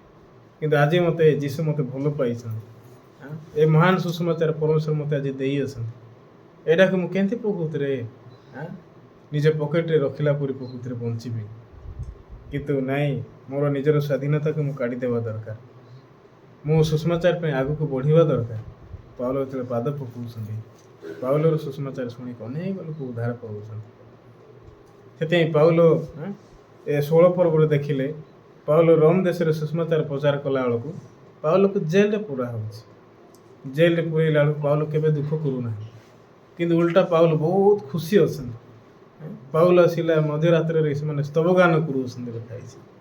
ସେଥିପାଇଁ ପରମେଶ୍ୱର ଆମମାନଙ୍କୁ ବର୍ତ୍ତମାନ ଦୁଃଖ କରିବାର ସମୟକୁ ଦେଇ ଆସନ୍ତି ନା ଗୀତ ଗାଇବାର ସମୟ ଦେଇ ଆସନ୍ତି? ଆମେ ସତରେ ଯଦି ଗୀତ ଗାଉଛୁ ତେବେ ଆମେ ହେଉଛୁ ଖୁସିର ଲୋକ। ଆମେ ସତରେ ଦୁଃଖ ସମୟରେ ଗୀତ ଗାଇବା ଦରକାର ନା ଦୁଃଖ କରିବା ଦରକାର? ସତରେ ରୋହିଆ ଭାଇ, ତମେ ଗୀତ ଗାଇବା ଦରକାର ନା ନାଇଁ? ତମେ ଭଉଣୀକୁ ଫେରେଇ ଆଣିପାରିଲ ନା ନାଇଁ? ତମେ କ'ଣ କରିପାରିଥାନ୍ତେ ଯଦି ଭଉଣୀ ଚାଲି ଯାଇଥାନ୍ତେ? କିଛି କରିପାରିଥାନ୍ତେ ନାଇଁ, କିନ୍ତୁ ପ୍ରଭୁ ବଞ୍ଚେଇଲେ। ତାମାନେ ପ୍ରଭୁ କାମ କରୁଛନ୍ତି। ଏଠି ଆମେ ନିଜ ବିଷୟରେ ଆମେ କିଛି କରିପାରିବ ନାହିଁ। ଆମ ନିଜ ବିଷୟରେ ଆମେ ଚିନ୍ତା କଲେ ମଧ୍ୟ କିଛି ଲାଭ ନାହିଁ। କିନ୍ତୁ ପରମେଶ୍ୱର ଯଦି ଆମ ପାଇଁ ଚିନ୍ତା କରୁଛନ୍ତି, ପ୍ରଭୁ ଯଦି ମୋ ପାଇଁ ଯଦି କାର୍ଯ୍ୟ କରୁଛନ୍ତି, ତେବେ ମୁଁ କେତେ ଖୁସି ନ ହେବି ଜଗତରେ, ମୁଁ କେତେ ଆଶାର ଲୋକ ନ ହେବି ଜଗତରେ। ପାଉଲ ଏ ବିଷୟକୁ ଜାଣିଲେ ଆଉ ପାଉଲ ନିଜକୁ ନଗଣ୍ୟ ମନେ କରୁଛନ୍ତି, ନିଜର ପ୍ରାଣକୁ ନଗଣ୍ୟ ମନେ କରୁଛନ୍ତି। ତାମାନେ ପାଉଲ କାହିଁକି ପ୍ରକୃତିରେ ନିଜର ସ୍ୱାଧୀନତାକୁ କାଢ଼ିଦେଲେ? ସତରେ ଆପଣମାନେ ଯଦି ନିଜର ସ୍ୱାଧୀନତାକୁ କାଢ଼ିବେ, ତ ପ୍ରଭୁଙ୍କର ସ୍ୱାଧୀନତା ଆସିବ, ପ୍ରଭୁ ପଢ଼େଇକି ନେବେ। ଆମେନ୍। ଆଜି ମୁଁ ଏତିକି କହିବି। ଆମେ ପ୍ରାର୍ଥନା କରିବା। ଧନ୍ୟବାଦ ଦେଉଛୁ ମଙ୍ଗଳ ପରମେଶ୍ୱର ପିତା, ଆଜି ଅନୁଗ୍ରହ ଦେଲ। ଆଉ ଦ୍ୱିତୀୟ ରାଜା ଭଳି 7 ପର ବାକ୍ୟକୁ ଆମେ ଯେତେବେଳେ ଦେଖୁଛୁ, ଯେତେବେଳେ ଏ 4 ଗୋଷ୍ଠୀମାନଙ୍କର ଜୀବନ ଯେତେବେଳେ ଆମେ ଦେଖୁଛୁ, ସତରେ 4 ଗୋଷ୍ଠୀ ମଧ୍ୟ ଯେତେବେଳେ ନିଜର ସ୍ୱାଧୀନତାକୁ କାଢ଼ୁଛନ୍ତି, ଆଉ ଯେତେବେଳେ ସେମାନେ ଆଗକୁ ବଢ଼ୁଛନ୍ତି, ଅରାମ ଛାଉଣି ହେଉଛି ଗୋଟେ ଜାଗା, ଯେଉଁ ଜାଗାକି ଏମାନଙ୍କ କେମିତି ସେଫ୍ଟି ନାହିଁ। କିନ୍ତୁ ଏ ପ୍ରକାର ଜାଗାକୁ ମଧ୍ୟ ସେମାନେ ବାଛୁଅଛନ୍ତି, ଯେଉଁ ଜାଗାକୁ ସେମାନେ ପସନ୍ଦ କରୁନାହାନ୍ତି। କିନ୍ତୁ ଯେତେବେଳେ ସେମାନେ ନିଜର ଚିନ୍ତାକୁ ଫିଙ୍ଗି ଦେଇକି, କାଢ଼ି ଦେଇକି ଯେତେବେଳେ ଆଗକୁ ସେମାନେ ଷ୍ଟେପ୍ ପକାଉଛନ୍ତି, ପ୍ରଭୁ ସେମାନଙ୍କ ପାଇଁ କାମ କରୁଛନ୍ତି। ସେ ସମୟରେ ଏ ଅରାମ ଛାଉଣି ହେଉଛି ଗୋଟେ ଜାଗା, ଏମାନଙ୍କ ପାଇଁ ଗୋଟେ ଖାଦ୍ୟର ଘର ହେଉଛି। ଆଉ ଅନେକ ଗୁଡ଼ିଏ ସେମାନେ ପ୍ରକୃତିରେ ଲାଭ କରିପାରୁଛନ୍ତି। ପରମେଶ୍ୱର ଏ ପୃଥିବୀରେ ଯେତେବେଳେ ବଞ୍ଚୁଅଛୁ, ଅଧିକାଂଶ ସମୟରେ ଆମ ଜୀବନରେ ଶୈତାନ କାମ କରୁଛି। ଆଉ ସେଠି ଅନେକ ଗୁଡ଼ିଏ ଚିନ୍ତା, ଅଭିଳାଷ ଆମ ପଛରେ ପ୍ରକୃତିରେ ଆଣିକି ରଖୁଛି। ତୋ ଦ୍ୱାରା ଆମେ ପ୍ରକୃତିରେ ଟଣା ଯାଉଛୁ, ଆମ ବିଶ୍ୱାସରେ ପ୍ରକୃତିରେ ଅଭିବୃଦ୍ଧି ହେଇପାରୁନି। କିନ୍ତୁ ପରମେଶ୍ୱର, ଯେମିତି ଆମେ ବାଇବଲକୁ ଦେଖୁଛୁ, ଖ୍ରୀଷ୍ଟ ଯୀଶୁଙ୍କଠାରେ ଯେପରି ମନ ଅଛି ତୁମମାନଙ୍କର ମନ ସେପରି ହେଉ। ତାମାନେ ପରମେଶ୍ୱର ଚାହାନ୍ତି ଆମେ ଖ୍ରୀଷ୍ଟ ଯୀଶୁଙ୍କର ମନ ନେଇକି ବଞ୍ଚୁ, ଖ୍ରୀଷ୍ଟ ଯୀଶୁଙ୍କର ମନ ନେଇକି ଆଗକୁ ବଢ଼ୁ। ପ୍ରଭୁ ଏଇଟା ଚାହୁଁଛନ୍ତି। ପରମେଶ୍ୱର ବେଶୀ ଧନ୍ୟବାଦ ଦେଉଛୁ। ଆଜି ମଧ୍ୟ ମୂଲ୍ୟବାନ ସମୟକୁ ଆମମାନଙ୍କୁ ତୁମେ ଦେଲ। ଆଉ ପ୍ରତ୍ୟେକ ଭାଇମାନଙ୍କ ଜୀବନରେ ସମସ୍ୟା ବି ଅଛି, କଷ୍ଟ ବି ଅଛି, ପରିସ୍ଥିତି ବି ଅଛି। ପରମେଶ୍ୱର ତୁମେ ଜାଣିଅଛ, କିନ୍ତୁ ତୁମେ କଢ଼େଇକି ନିଅ। ଆଉ ପରମେଶ୍ୱର ତୁମେ ସହବର୍ତ୍ତୀ ପରମେଶ୍ୱର ହେଇକି ତୁମେ କାର୍ଯ୍ୟ କର। ରାକେଶ ଭାଇଙ୍କର ମାଆଙ୍କର ସେଠି ହାର୍ଟବିଟ୍ ପ୍ରକୃତିରେ ଚାଲୁଛି, କିନ୍ତୁ ତାଙ୍କର ସମସ୍ୟା, ତାଙ୍କର ଖବର କ'ଣ ଆମେ କିଛି ଜାଣିନୁ। ପ୍ରଭୁ ତୁମେ ଜାଣିଅଛ। କିନ୍ତୁ ଏ ସମୟରେ ଶେଷ ଥର ପାଇଁ ସେ ପ୍ରକୃତିରେ ସ୍ୱୀକାର କରିଛନ୍ତି କି ହଁ ତୁମେ ହେଉଛ ରାକେଶର ପାଷ୍ଟର ଆଉ ତୁମେ ମୁଁ ହେଉଛି ଧାର୍ମିକ ଯୀଶୁ ମୋର ପାପ ନେଇ ଆସନ୍ତି ମୁଁ ମଲେ ସ୍ୱର୍ଗକୁ ପ୍ରକୃତିରେ ଯିବି। ହଁ ଯଦି ବି ସେ ବାକ୍ୟ ପ୍ରାଞ୍ଜଳ ଭାବରେ କହିପାରୁନାହାନ୍ତି କିନ୍ତୁ ଏତିକି କହିବାଟା ମଧ୍ୟ ଜଣେ ଲୋକ ଯଦି ବିଶ୍ୱାସ ନ କରିବ ସେ କେବେ କହିପାରିବ ନାହିଁ। କାରଣ ବାଇବେଲ କହୁଛି ହୃଦୟରେ ପୂର୍ଣ୍ଣତା ମୁଖ କଥା କୁହେ। ସେଥି ଆମ ହୃଦୟରେ ଯାହା ଅଛି ଆମେ ତାହା କହିକି ବଞ୍ଚିବୁ। ପ୍ରଭୁ ଆଶା କରେ ରାକେଶ ଭାଇଙ୍କର ଫ୍ୟାମିଲିକୁ ତୁମେ ମନେ ପକାଅ ତୁମେ ସାନ୍ତ୍ୱନା ଅନୁଗ୍ରହ ଦେଇକି ତୁମେ କଢ଼େଇକି ନିଅ। ଅନେକ ଭାଇମାନଙ୍କ ଜୀବନରେ ମଧ୍ୟ କଷ୍ଟ ପରିସ୍ଥିତି ଅଛି ପ୍ରଭୁ କିନ୍ତୁ ତୁମେ ପରମେଶ୍ୱର ସହବର୍ତ୍ତୀ ପରମେଶ୍ୱରକି ତୁମେ କଢ଼େଇକି ନିଅ। ତୁମେ ମାଲିକ ହୋ ତୁମେ ଚାଳକ ହୋ ସମସ୍ତ ବିଷୟ ତୁମ ହସ୍ତରେ ସମର୍ପଣ କରି ପ୍ରାର୍ଥନା ଶୁଣି ଧନ୍ୟବାଦ ଦେଇ ଯୀଶୁଙ୍କ ନାମରେ ମାଗୁଅଛି। ଆମେନ୍।